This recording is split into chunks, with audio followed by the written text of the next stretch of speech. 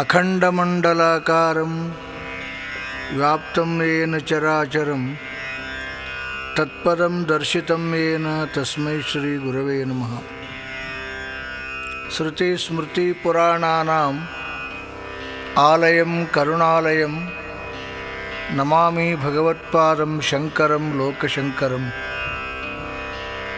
ಆದ್ಯಗುರು ಭಗವತ್ಪೂಜ್ಯಪಾದ ಭಗವಾನ್ ಶಂಕರರ ಚರಣಾರವಿಂದಗಳನ್ನು ಹೃತ್ಕಮಲದಲ್ಲಿ ಧ್ಯಾನಿಸಿಕೊಂಡು ಸದ್ಗುರು ಪರಂಪರೆಗೆ ಪ್ರಣಾಮಗಳನ್ನು ಸಲ್ಲಿಸುತ್ತಾ, ಸದ್ಗುರು ಸನ್ನಿಧಾನದಲ್ಲಿ ಸಮ್ಮಿಲಿತರಾಗಿರ್ತಕ್ಕಂಥ ಶಿವಸ್ವರೂಪಿಗಳೇ, ಮನುಷ್ಯ ಕುಲದಲ್ಲಿ ಬಂದ ಮೇಲೆ ಸಂಘಜೀವಿ ಮನುಷ್ಯ.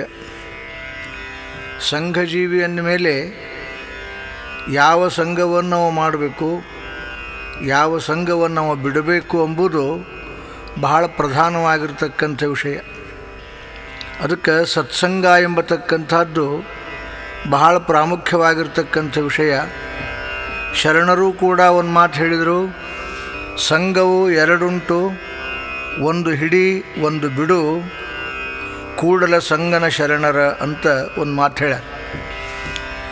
ಸತ್ಸಂಗವನ್ನು ಮಾಡು, ದುಸ್ಸಂಗವನ್ನು ಮಾಡಬೇಡ. ದುಸ್ಸಂಗವನ್ನು ಮಾಡಿದೆ ಅಂತಂದರೆ ನಿನಗಾಗಿರ್ತಕ್ಕಂಥ ಹಾನಿ ಸಾಮಾನ್ಯ ಅಲ್ಲ. ಈಗ ಒಂದು ಬುಟ್ಟಿ ಚಲೋ ಮಾವಿನ ಹಣ್ಣು ಒಂದು ಬುಟ್ಟಿಯೊಳಗಿಟ್ಟು ಅದರೊಳಗೊಂದು ಕೊಳೆತು ಮಾವಿನ ಹಣ್ಣು ಜೇರು ನಾವು ಇಟ್ವಿ ಅಂದರೆ ಬೆಳಗಾವುದ್ರೊಳಗಾಗಿ ಆ ಒಳ್ಳೆಯ ಮಾವಿನ ಹಣ್ಣುಗಳು ಕೂಡ ಕೆಟ್ಟು ಹೋಗ್ತಾ ಇದ್ದಾವೆ. ಆದ್ದರಿಂದ ಸಂಘ ಚಲೋ ಇರಬೇಕು ಹೊರತು ಸಂಘ ದುಷ್ಟ ಸಂಘ ಇರಬಾರ್ದು. ಹಿಂದೆ ಪೌರಾಣಿಕ ಕಥೆ ಒಂದು ಬರ್ತದೆ. ವಸಿಷ್ಠರು ವಿಶ್ವಾಮಿತ್ರರು ಮಹರ್ಷಿಗಳು, ಸಾಮಾನ್ಯರಲ್ಲ. ವಿಶ್ವಾಮಿತ್ರನನ್ನು ಕರೆದು ವಸಿಷ್ಠರು ಒಂದು ದೊಡ್ಡ ಯಜ್ಞ ಮಾಡಿದರು. ಮೊಟ್ಟ ಮೊದಲು ವಿಶ್ವಾಮಿತ್ರರು ವಸಿಷ್ಠರನ್ನು ಕರೆದು ದೊಡ್ಡ ಯಜ್ಞ ಮಾಡಿದರು. ಯಜಮಾನತ್ವವನ್ನು ವಹಿಸಿಕೊಟ್ಟಿದ್ದರು. ಅಗ್ರಪೂಜೆಯಾದ ಮೇಲೆ ಅವರಿಗೆ 1,000 ಗೋವುಗಳನ್ನು ದಕ್ಷಿಣೆಯಾಗಿ ಕೊಟ್ಟು ನಮಸ್ಕಾರ ಮಾಡಿದರು. ಈಗ ವಿಶ್ವಾಮಿತ್ರ ಬಂದಾನ ವಸಿಷ್ಠರ ಆಶ್ರಮಕ್ಕೆ. ಇಲ್ಲಿ ಯಜ್ಞ ನಡೆದದು. ವಸಿಷ್ಠನು ವಿಶ್ವಾಮಿತ್ರನನ್ನು ಅಗ್ರಪೂಜೆ ಮಾಡಿ ದಕ್ಷಿಣೆ ಕೊಡಬೇಕಾದ ಪ್ರಸಂಗದೊಳಗೆ, ನೋಡಪ್ಪ ನನ್ನ ಹತ್ರ ಏನೂ ಇಲ್ಲ, ಅರ್ಧ ಗಳಿಗೆ ಸತ್ಸಂಗ ಮಾಡಿದ ಫಲ ಕೊಡ್ತೀನಿ, ಅಷ್ಟರ ಮ್ಯಾಗ ತೃಪ್ತನಾಗು ಅಂದ. ವಿಶ್ವಾಮಿತ್ರಿಗೆ ಬಹಳ ಸಿಟ್ಟು ಬಂತು. ನಾನು ಇವನು ಕರ್ಕೊಂಡು ಹೋಗಿ ಯಜ್ಞ ಮಾಡಿಸಿ 1000 ಗೋವುಗಳನ್ನು ದಾನವಾಗಿ ಕೊಟ್ಟೆ, ಇವ ನನಗೆ ಅರ್ಧ ಗಳಿಗೆ ಸತ್ಸಂಗ ಮಾಡಿದ ಫಲ ಕೊಡ್ತೀನಂತನಲ್ಲ, ಇದು ಯಾವ ನ್ಯಾಯ ಅಂತ ಅನಿಸ್ತು. ಸಿಟ್ಟಿಗೆದ್ದ ಮೇಲೆ ದೇವತೆಗಳು ಬಹಳ ಭಯಪಟ್ಟರು ವಿಶ್ವಾಮಿತ್ರ ಸಿಟ್ಟು ಬಂದ ಮೇಲೆ. ಆಮೇಲೆ ವಸಿಷ್ಠರು ಹೇಳಿದರು, ನೋಡು, ಈ ಸತ್ಸಂಗದ ಫಲ ನಿನಗೆ ಗೊತ್ತಾಗಬೇಕು ಅಂತಂದರೆ ಒಬ್ಬ ಸೂರ್ಯನಿಗೆ ಗೊತ್ತದೆ, ಒಬ್ಬ ಅಗಸ್ತ್ಯನಿಗೆ ಗೊತ್ತದೆ, ಮತ್ತು ಒಂದು ಆದಿಶೇಷನಿಗೆ ಮಾತ್ರ ಗೊತ್ತದ ಹೊರತು ಬಾಕಿದವ್ರಿಗೆ ಗೊತ್ತಿಲ್ಲ. ನೀವು ಹೋಗಿ ಅವ್ರು 3 ಮಂದಿ ಕರ್ಕೊಂಡು ಬಾ. ಆ 3 ಮಂದಿ ಬಂದರು ಅಂತಂದ್ರೆ ಆಮೇಲೆ ಸತ್ಸಂಗದ ಫಲ ನಿನಗೆ ಗೊತ್ತಾಗ್ತದೆ ಅಂತ ಹೇಳಿದ ಕೂಡಲೇ ವಿಶ್ವಾಮಿತ್ರ ಸಿಟ್ಟಿಗೆದ್ದು ಸೂರ್ಯನ ಕಡೆಗೆ ಹೋದ. ಸೂರ್ಯನ ಕರೆದ, ಬರ್ರಿ ಇಲ್ಲಿ ಅಂದ. ಯಾಕೆ ವಸಿಷ್ಠ ಹಿಂಗೆ ಮಾಡ್ಯಾನ? ನನಗೆ ಅರ್ಧ ಗಳಿಗೆ ಸತ್ಸಂಗದ ಫಲ ಕೊಡ್ತೀನಿ ಅಂತ ಹೇಳ್ಯಾನ.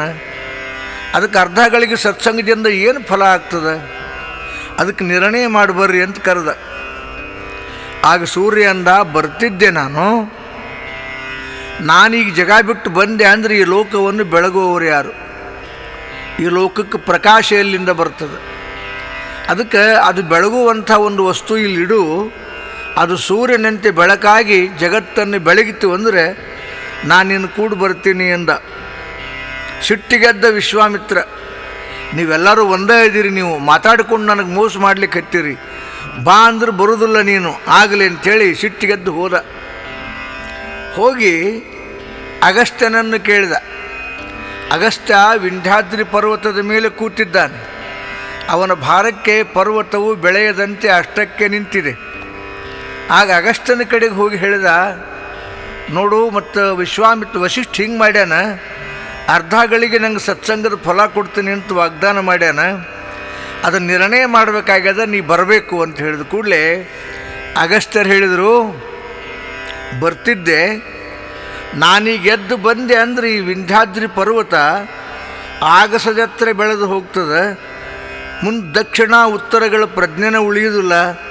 ಅದಕ್ಕೆ ಅದು ಭಾರವಾದ ವಸ್ತುವನ್ನು ಒಂದಿಡು, ಇಲ್ಲಿಟ್ಟು ಅಂದರೆ ಅದರ ಭಾರದಿಂದ ವಿಂಧ್ಯಾದ್ರಿ ಪರ್ವತ ಮೇಲೆಳ್ದಂಗೆ ಆತು ಅಂದರೆ ನಾ ಬರ್ತೀನಿ ಅಂತ ಹೇಳಿದ.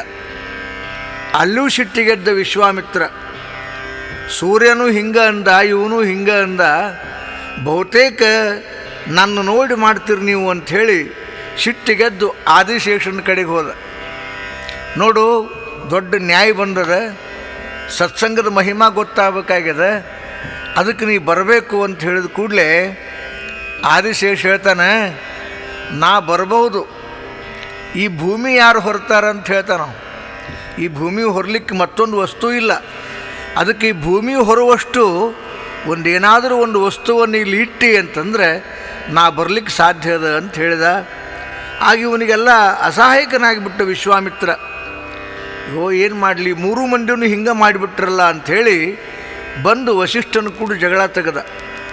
ನೀ ನನಗೆ ಹಿಂಗೆ ಮಾಡಿದಿ, ಸೂರ್ಯನೂ ಹಿಂಗಂದ, ಅಗಸ್ತ್ಯನೂ ಹಿಂಗೆ ಮಾತಾಡಿದ, ಆದಿಶೇಷನೂ ಹಿಂಗೆ ಮಾತಾಡಿದ, ಮುಂದೆ ಗತಿ ಏನು ಅಂದ ಕೂಡಲೇ ವಶಿಷ್ಠರು ಹೇಳಿದರು, ನಾ ಕರ್ಕೊಂಡು ಬರ್ತೀನಿ, ನೀ ಕೂಡ್ರಿ ಇಲ್ಲಿ ಅಂಥೇಳಿ ಸೂರ್ಯನ ಕಡೆಗೆ ಹೋದ್ರಂತ ವಶಿಷ್ಠರು.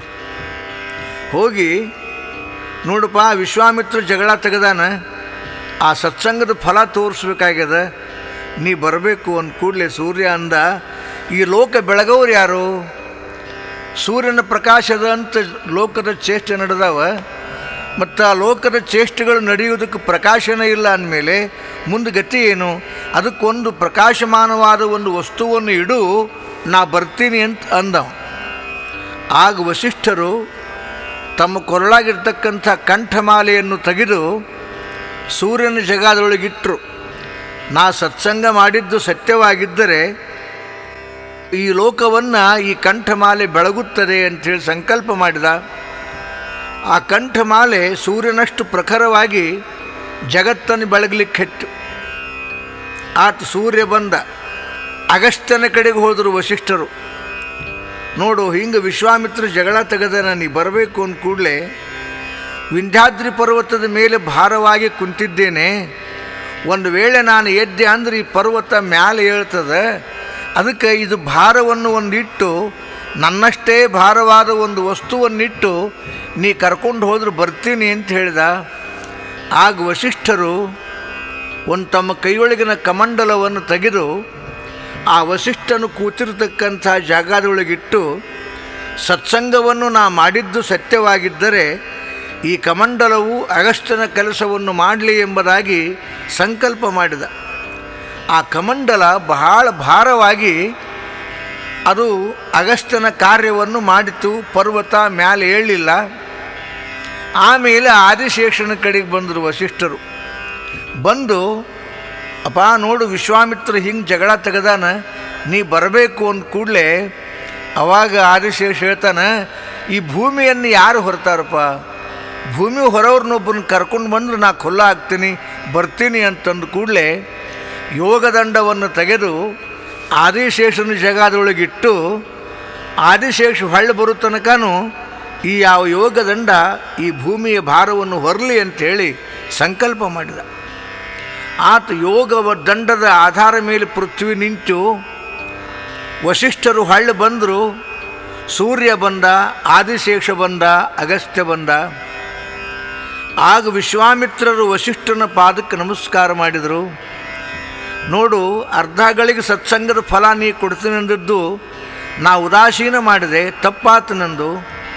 ಸತ್ಸಂಗದಲ್ಲಿ ಇಂಥ ಫಲ ಅದ, ಅದು ಭೂಮಿಯನ್ನು ಹೊರಬಹುದು, ವಿಂಧ್ಯಾದ್ರಿಯನ್ನು ಕೆಳಕ್ಕೆ ಒತ್ತಬಹುದು, ಆಮೇಲೆ ಸೂರ್ಯನಂತೆ ಪ್ರಕಾಶಮಾನವಾಗಿರಬಲ್ಲದು. ಆದ್ದರಿಂದ ಸತ್ಸಂಗ ಬಹಳ ಕಿಮ್ಮತ್ತಿಂದದ. ಅದು ಅರ್ಧಗಳಿಗೆ ಸತ್ಸಂಗ ಮಾಡಿದ ಪುಣ್ಯ ನೀ ಕೊಟ್ಟಿ ಅಂದ ಮೇಲೆ ನಾನು ಕೊಟ್ಟ ದಾನ ಬಹಳ ಕ್ಷುಲ್ಲಕ ಅಂತ ವಿಶ್ವಾಮಿತ್ರನಿಗನಿಸ್ತು.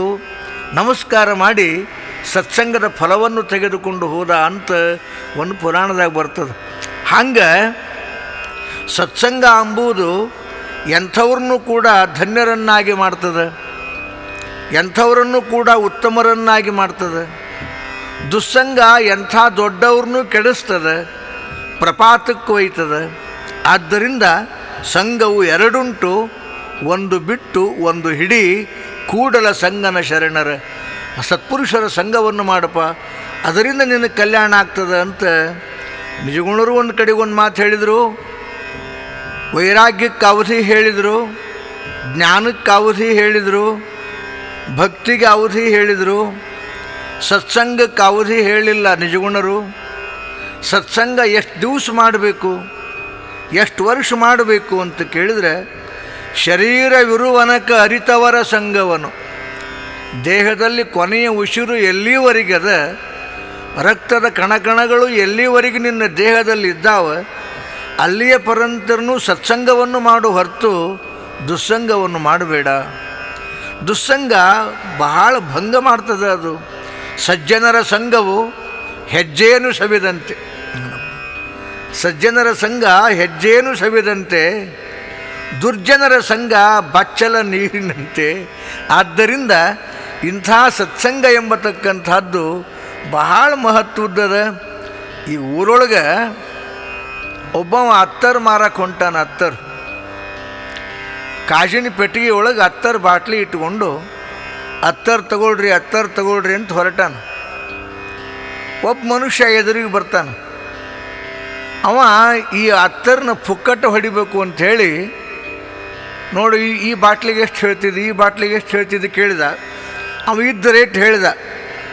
ಅವನು ಕೂಡಿ ಒಂದು ಜಗಳ ತೆಗೆದ ಅವೊಂದು ಮಾತಾಡಿ ಕಡೆಗೆ ಅತ್ತರ್ ಡಬ್ಬಿ ತೊಗೊಂಡು ಅವನ ಮ್ಯಾಗ ಒಗೆದುಬಿಟ್ಟವ.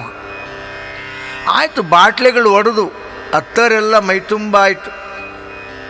ಇದು ಸತ್ಸಂಗದ ಫಲ. ಇನ್ನೊಬ್ಬ ಇದ್ದಾನ, ಅವ ಚಕ್ಕಡಿ ಹೆರಿವಿ ಎಣ್ಣೆ ಮಾರ್ತಾನೆ. ಹೆರಿವಿ ಎಣ್ಣೆ ಅಂದರೆ ಗೊತ್ತಾತಲ್ಲ, ಅದನ್ನು ಮಾರೋವನು ಕೂಡ ಜಗಳ ತೆಗೆದ್ರೆ ಅವ ಅಕಸ್ಮಾತ್ ಡಬ್ಬಿ ಇವನ್ ತಲೆ ಮೇಲೆ ಒಗೆದ ಅಂದರೆ ಸಾಯು ತನಕನೂ ಅರಿವಿ ಕಲಿ ಹೋಗುವುದಿಲ್ಲ.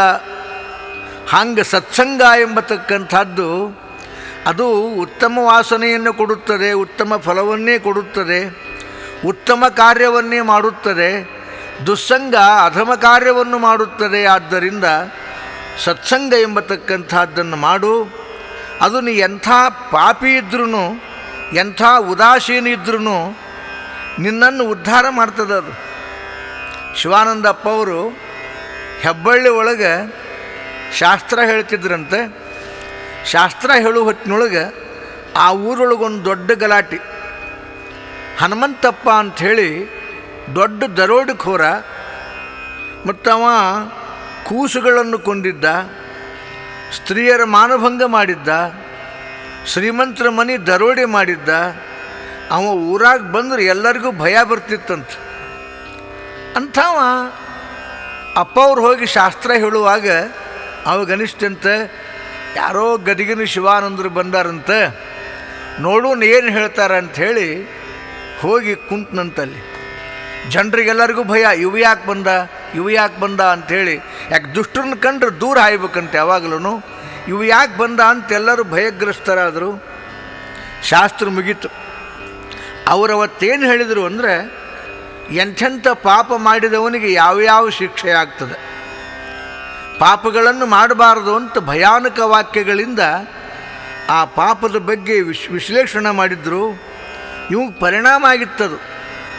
ನಾ ಇಷ್ಟು ಪಾಪ ಮಾಡೀನಿ, ಇಷ್ಟೆಲ್ಲ ದುಷ್ಟ ಕೆಲಸ ಮಾಡೀನಿ, ನನಗೇನು ದುರ್ಗತಿ ಆಗ್ತದನೋ ಏನೋ ಅನ್ನೋಷ್ಟ್ರ ಮಟ್ಟಿಗೆ ಅವನಿಗೆ ಪರಿಣಾಮ ಆಗಿತ್ತು. ಶಾಸ್ತ್ರ ಮುಗಿದ ಮೇಲೆ ಎಲ್ಲರೂ ಎದ್ದೆದ್ದು ಮನೆಗೆ ಹೋದರು. ಇವ ಹಂಗೆ ಕುಂತಿದ್ದ. ಕುಂತು ಗುರುಗಳ ಹತ್ರ ಬಂದು ನಮಸ್ಕಾರ ಮಾಡಿ, ಅಪ್ಪ ನಾ ಬಹಳ ಪಾಪ ಮಾಡೀನಿ, ನಾನು ಪಾಪಿ ಅನ್ನೋದು ಗೊತ್ತಾಗ್ಯದ ನನಗೆ, ನಾನು ಉದ್ಧಾರ ಮಾಡಬೇಕು ಅಂದ. ಅವಾಗ ಅವ್ರು ಹೇಳಿದ್ರಂತೆ, ನೋಡು, ಅಪಿಚೇತ್ ಸುದುರಾಚಾರೋ ಭಜಂತೆ ಮಾಂ ಅನನ್ಯ ಭಾಗ್.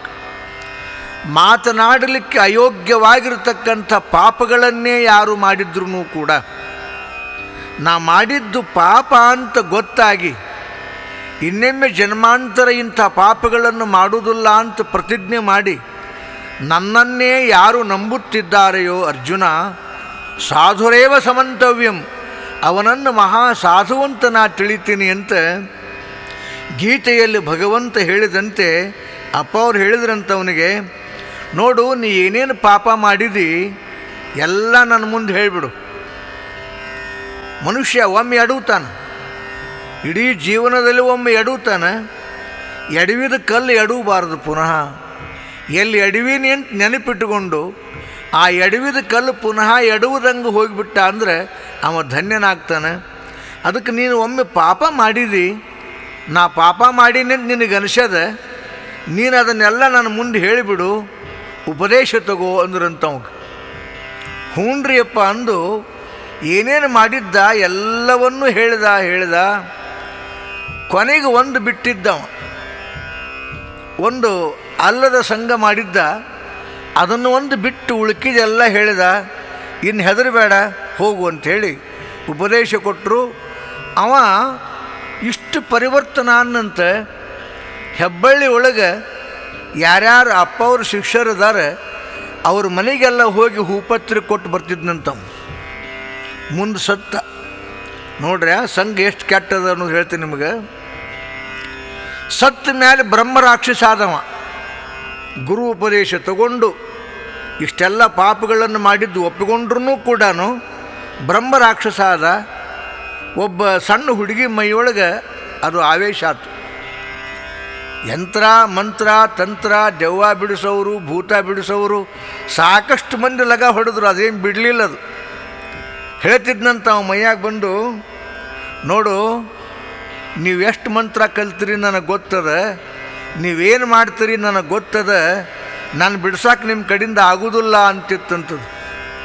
ಕಡೆಗೆ ಅದನ್ನು ಆ ಹೆಣ್ಮಗಳನ್ನು ಕರ್ಕೊಂಡು ಶಿವರಾತ್ರಿ ಜಾತ್ರೆಗೆ ಗದಿಗೆ ಬಂದರು. ಗದಿಗೆ ಬಂದ ಮೇಲೆ ಶಾಸ್ತ್ರ ನಡೆದಿತ್ತಂತೆ. ಆ ಹುಡುಗಿ ಮೈಯೊಳಗದ ಆವೇಶ ಆಯ್ತು. ಯಾರು ನೀನು ಅಂತ ಅಪ್ಪ ಅವ್ರು ಕೇಳಿದರು. ಯಪ್ಪ ನಾನು ರೀ ಹೆಬ್ಬಳ್ಳಿ ಹನುಮಂತ ಅಂತಂದಂತೆ. ಯಾಕೋ ಮತ್ತ್ಯಾಕೆ ಹೊಳ್ಳಿ ಬಂದು ಕೇಳಿದರು. ಯಪ್ಪ ಒಂದು ದುಷ್ಟ ಸಂಘ ಮಾಡಿದ್ದೆ, ಅದನ್ನು ನಿನ್ನ ಮುಂದೆ ನಾ ಹೇಳಲಿಲ್ಲ, ಅದಕ್ಕೆ ನನಗೆ ಈ ಪರಿಸ್ಥಿತಿ ಬಂದದ ಅಂತ ಹೇಳ್ತಂಥದ್ದು. ಹಂಗಾರೆ ಹಿಂಗೆ ಮಾಡು, ಆ ಹುಡುಗಿ ಬಿಟ್ಟುಬಿಡು, ಇಲ್ಲಿ ಅರಳಿ ಗಿಡದಾಗಿರು, ದಿನ ಶಾಸ್ತ್ರ ಕೇಳು, ಅಂಗಳ ಕಸ ಹೊಡಿ, ನಿನ್ನ 3 ವರ್ಷ ಟೈಮ್ ಅದ, ಇನ್ನು 3ನೇ ವರ್ಷಕ್ಕೆ ನೀ ಮುಕ್ತನಾಗ್ತೀರಿ ಅಂತ ಹೇಳಿದ್ರಂತವು. 3 ವರ್ಷ ಅರಳಿ ಗಿಡದಾಗಿದ್ದುಕೊಂಡು ಶಾಸ್ತ್ರ ಶ್ರವಣ ಮಾಡಿ ಮಠದ ಅಂಗಳ ಕಸ ಹೊಡೆದು 3ನೇ ವರ್ಷಕ್ಕೆ ಅದು ಹೋಗ್ತೀನಿ ಅಂತ ಅಪ್ಪ ಅವ್ರಿಗೆ ಸೂಚನೆ ಕೊಡ್ತಂತೆ. ಶಿಷ್ಯರಿಗೆಲ್ಲ ಹೇಳಿದ್ರಂತವರು, ನೋಡಪ್ಪ ಹೆಬ್ಬಳ್ಳಿ ಹನುಮಂತ ಹೋಗ್ತಾ ನೋಡಿ ಬರ್ರಿ ಅಂತ ಕರೆದ್ರಂತೆ. ಹ್ಯಾಂಗೆ ಹೋಗ್ತಾನವ? ಎಲ್ಲರೂ ಅಂದರು, ಹನುಮಂತ ಆ ಹಳ್ಳಿಗಿಡ ಟೊಂಗಿ ಮುರಿದು ಹೋಗಿಬಿಡಪ್ಪ ಅಂತ ಹೇಳಿದ್ರಂತೆ. ಹಳ್ಳಿಗಿಡ ಟೊಂಗಿ ಮುರಿದು ಬಿಟ್ಟು ಹನುಮಂತಗೆ ಮೋಕ್ಷ ಆತು. ಇದು ಸತ್ಸಂಗದ ಫಲ ಎಂಥ ದುಷ್ಟನನ್ನೂ ಕೂಡ ಉದ್ಧಾರ ಮಾಡುತ್ತದೆ. ದುಸ್ಸಂಗದ ಫಲ ಎಂಥ ದೊಡ್ಡವ್ರನ್ನೂ ಕೂಡ ಅದು ನಾಶ ಮಾಡುತ್ತದೆ. ಆದ್ದರಿಂದ ಸತ್ವಾತ್ ಸಂಜಾಯತೆ ಜ್ಞಾನಂ, ಸಂಗಾತ್ ಸಂಜಾಯತೆ ಜ್ಞಾನಂ. ಸತ್ಸಂಗ ಮಾಡೋಣದರಿಂದ ಆಗುವ ಒಂದು ಉಪಕಾರ, ಸತ್ಸಂಗ ಮಾಡೋಣದರಿಂದ ಆಗುವ ಒಂದು ಶಾಂತಿ ದುಸ್ಸಂಗ ಮಾಡೋದರಿಂದ ಆಗುವುದಿಲ್ಲ. ಆದ್ದರಿಂದ ಸಂಘ ಎರಡವಪ್ಪ, ಒಂದು ಬಿಟ್ಟು ಒಂದು ಹಿಡಿ. ಈಗ ಒಬ್ಬವ ಒಂದು ದೃಷ್ಟಾಂತ ಕೊಡ್ತೀನಿ. ಒಬ್ಬ ಕುರುಬ್ರವ ಕುರಿ ಮಾರ್ಲಿಕ್ಕಂತ ಒಂದು ಪೇಟೆಗೆ ಬಂದ. ಅವರವು ಏನು ಹೇಳಿದ್ಲು, ನೋಡಪ್ಪ ಟೈಮು ಸುಮಾರು ಇರ್ತಾವೆ, ಎಲ್ಲಿ ಹೊತ್ತು ಮುಳುಗ್ತದ ಅಲ್ಲೇ ವಸ್ತಿ ಮಾಡಿಬಿಡು, ಮುಂದೆ ಬರಬೇಡ ಅಂತ ಹೇಳಿದ್ಲು. ಹ್ಞೂ ಅಂದಿದ್ದವ. ಕುರಿ ಮಾರಿದ, ದುಡ್ಡು ಬಂತು. ಆ ಊರಾಗೊಬ್ಬ ಅಕ್ಷರವಿದ್ದ, ಅವನು ಅದ ಊರಿಗೆ ಹೋಗವನ. ಒಂದು 10-20 ತೊಲಿ ಬಂಗಾರ ಖರೀದಿ ಮಾಡಿದ್ದ, ದುಡ್ಡು ಇಟ್ಕೊಂಡಿದ್ದ. ಅವ ಇವನು ಕೇಳ್ದ ಕುರುಬ್ರವನ್ನ, ಊರಿಗೆ ಹೋಗ್ತೇನೆ ನೀನು ಅಂಥೇಳಿ. ಹೌದು ಹೋಗ್ತೀನಿ, ಹಂಗಾರೆ ನಾನು ಬರ್ತೀನಿ, ಕರ್ಕೊಂಡು ಹೋಗ್ತೀಯಾ ಅಂದ. ಬರ್ರಿ, ಅಡ್ಡಾಡಕ್ಕೇನು ಕೂಲಿ ಕೊಡ್ತೀವಿ, ನಾವು ಪಗಾರ ಕೊಡ್ತೀವಿ, ಬರ್ರಿ ಹೋಗುನ್ ಬರ್ರಿ ಅಂತಂದ. ಆ ಪಟ್ಟಣ ಬಿಟ್ಟು ಮುಂದೆ ಬಂದರು. ಊರು ಸಮೀಪ ಬಂದ ಮೇಲೆ ಸೂರ್ಯ ಅಸ್ತ ಆಗಿಬಿಟ್ಟ. ಅವ ಕುರುಬ್ರಾವ್ ಹೇಳ್ದ, ನಮ್ಮವ್ವ ಸೂರ್ಯ ಅಸ್ತ ಆದ ಮ್ಯಾಗ ಬರಬೇಡ ಅಂತ ಹೇಳ, ನಾ ಇಲ್ಲೇ ಗಿಡದ ಕೆಳಗೆ ವಸ್ತಿ ಮಾಡ್ತೀನಿ, ನೀ ಬೇಕಾದ್ರೆ ಹೋಗು ಅಂದ್ಬಿಟ್ಟ. ಅವ ಅಕ್ಷರ ಒಂದ, ನಿನ್ನ ಬಿಟ್ಟು ಹ್ಯಾಂಗೆ ಹೋಗ್ಲಿ ಮಾರಯ್ಯ, ಕಂಡಾಬಿಟ್ಟು ಬಂಗಾರದ, ಕಂಡಾಬಿಟ್ಟು ದುಡ್ಡದ, ನಿನ್ನ ಸಂಘ ಒಳ್ಳೆ ಮಾಡಿದೆ ಅಂದವ. ಆತು ಆಗ್ಯದಲ್ಲ, ನೀನು ಗಿಡದ ಮೇಲೆ ಕೂಡ್ರು, ನಾ ಕೆಳಗೆ ಮಲ್ಕೊತೀನಿ ಅಂತಂದ. ಅವ ಅಕ್ಷರರಾವ್ ಗಿಡದ ಮೇಲೆ ಕೂತ. ಇವ ಕುರುಬರಾವ್ ಕೆಳಗೆ ಮಲ್ಕೊಂಡಿದ್ದ. ರಾತ್ರಿ ಒಂದು ಹಳ್ಳಿಗೆ ದರೋಡಿಗೆ ಹೋಗು ಕಳ್ಳರು ಅಲ್ಲಿ ಹಾಯ್ದು ಹೊಂಟಿದ್ರು. ಯಾವನ ಗಿಡದ ಬುಡಕ್ಕೆ ಮಲ್ಕೊಂಡಾನ ಅಂಥೇಳಿ ಹೋಗಿ ಅವನು ಎಬ್ಸಿದ್ರು. ಏಯ್ ಹೇಳು ಅಂತಂದು. ಯಾಕಪ್ಪ ಅಂದವ. ಯಾಕಂತೇನಂತೀರಿ, ದುಡ್ಡು ಎಷ್ಟವ ತೆಗಿ ನಿನ್ನ ಕಡೆಗೆ, ಇಲ್ಲಿಕ್ರೆ ಹೊಡೆತ ಬೀಳ್ತಾವ ನಿನಗಂತಂದರು. ಆಮೇಲೆ ಅವ ಬೆಳ್ಳಿ ನಾಣ್ಯಗಳಿದ್ದು ನೋಡ್ರಿ, ಆ ಬೆಳ್ಳಿ ನಾಣ್ಯಗಳನ್ನು ತೆಗೆದು ಕೊಟ್ಟವ. ಕುರಿ ಮಾರಿದ ರೊಕ್ಕ. ಅವಾಗ ಅವ್ರಂದ್ರಂತ, ಇವು ಕೊಟ್ಟೆ ಅದಾವೋ ಚಲೋ ಅದಾವೋ ಯಪ್ಪ ಅಂತಂದರು. ನೋಡ್ರಿ, ಕೊಟ್ಟಿ ಚಲೋ ನಮಗೆ ಗೊತ್ತಿಲ್ಲ, ಅದು ಮ್ಯಾಲೆ ಅಕ್ಷರರಾವ್ ಕುಂತಾನ, ಅವನು ವಿಚಾರ ಮಾಡಿರಿ ಅಂದ್ಬಿಟ್ಟ. ಆತ ಮ್ಯಾಲಿದ್ದವಗೂ ಬಂತಲ್ಲ ಹಣೆ ಬರ. ಅವನು ಕೆಳಗೆ ಎಳೆದು ಎಲ್ಲ ಬಂಗಾರ ಕಸ್ಕೊಂಡು ದುಡ್ಡು ಕಸ್ಕೊಂಡು ಕೈ ಬಿಟ್ರಂತೆ. ಅವಾಗ ಹೇಳಿದ್ನಂತವ, ಸಂಘ ಮಾಡೋದು ಮಾಡಿದೆ, ಒಳ್ಳೆಯವರು ಸಂಘ ಮಾಡಲಿಲ್ಲ. ಸಂಘ ಒಳ್ಳೇದಿರಬೇಕು ಹೊರತು ಕೆಟ್ಟದ್ದಿರಬಾರ್ದು. ನೀನು ಸಂಘ ಮಾಡಿ ಎಲ್ಲ ಕಳ್ಕೊಂಡೆ ಅನ್ನಂತವ. ಹಂಗೆ ಈ ಸತ್ಸಂಗ ಎಂಬತಕ್ಕಂಥದ್ದು ಬಹಳ ಕಿಮ್ಮತ್ತಿಂದು. ರಾಮಾಯಣದಲ್ಲಿ ಒಂದು ದೃಷ್ಟಾಂತ ಬರ್ತದೆ. ಸತ್ಸಂಗದ ಫಲ ಎಷ್ಟು ಕಿಮ್ಮತ್ತಿಂದದ ಅಂದರೆ, ಕಾಶಿ ಕ್ಷೇತ್ರದಲ್ಲಿ ಗಂಗಾ ನದಿ ದಂಡಿ ಮೇಲೆ ಸಾಧುಗಳು ವಾಸ ಮಾಡ್ತಿದ್ರು, ಗಂಗಾ ಸ್ನಾನ ಮಾಡ್ತಿದ್ರು. ಕಾಶಿನಗರದಲ್ಲಿ ಹೋಗಿ ಮಾಧುಕರಿ ಮಾಡ್ಕೊಂಬರ್ತಿದ್ರು. ಆ ನದಿ ದಂಡಿ ಮೇಲೆ ಕುಂತು ಊಟ ಮಾಡಿ ನೀರು ಕುಡಿದು ಅಲ್ಲೇ ವಸ್ತಿ ಮಾಡ್ತಿದ್ರು. ಅವ್ರ ಹತ್ರ ಒಂದು ಯಾವುದೋ ಒಂದು ಅಡುಪು ಹತ್ತಿದ ನಾಯಿ, ಅದು ಯಾರೂ ಸಾಕಿದ್ದಲ್ಲ, ಅದು ಬಂದು ಅವ್ರು ನೋಡ್ಕೋಂತ ಕೂಡಿರ್ತಿತ್ತಂಥದ್ದು. ಹಿಂಗೆ ಕೂಡ್ರ ಮುಂದೆ ಪಾಪ ಅವರು ಊಟ ಮಾಡೋ ಮುಂದೆ ಬಕ್ರಿನೋ ಚಪಾತಿನೋ ಅನ್ನನೋ ಹಾಕ್ತಿದ್ರು. ಅದು ತಿಂದು ಅವ್ರ ಸಮೀಪನೇ ಇರ್ತಿತ್ತು. ಎಷ್ಟೋ ದಿವಸದ ಮೇಲೆ ಆ ನಾಯಿ ಪ್ರಾಣ ಬಿಡ್ತು.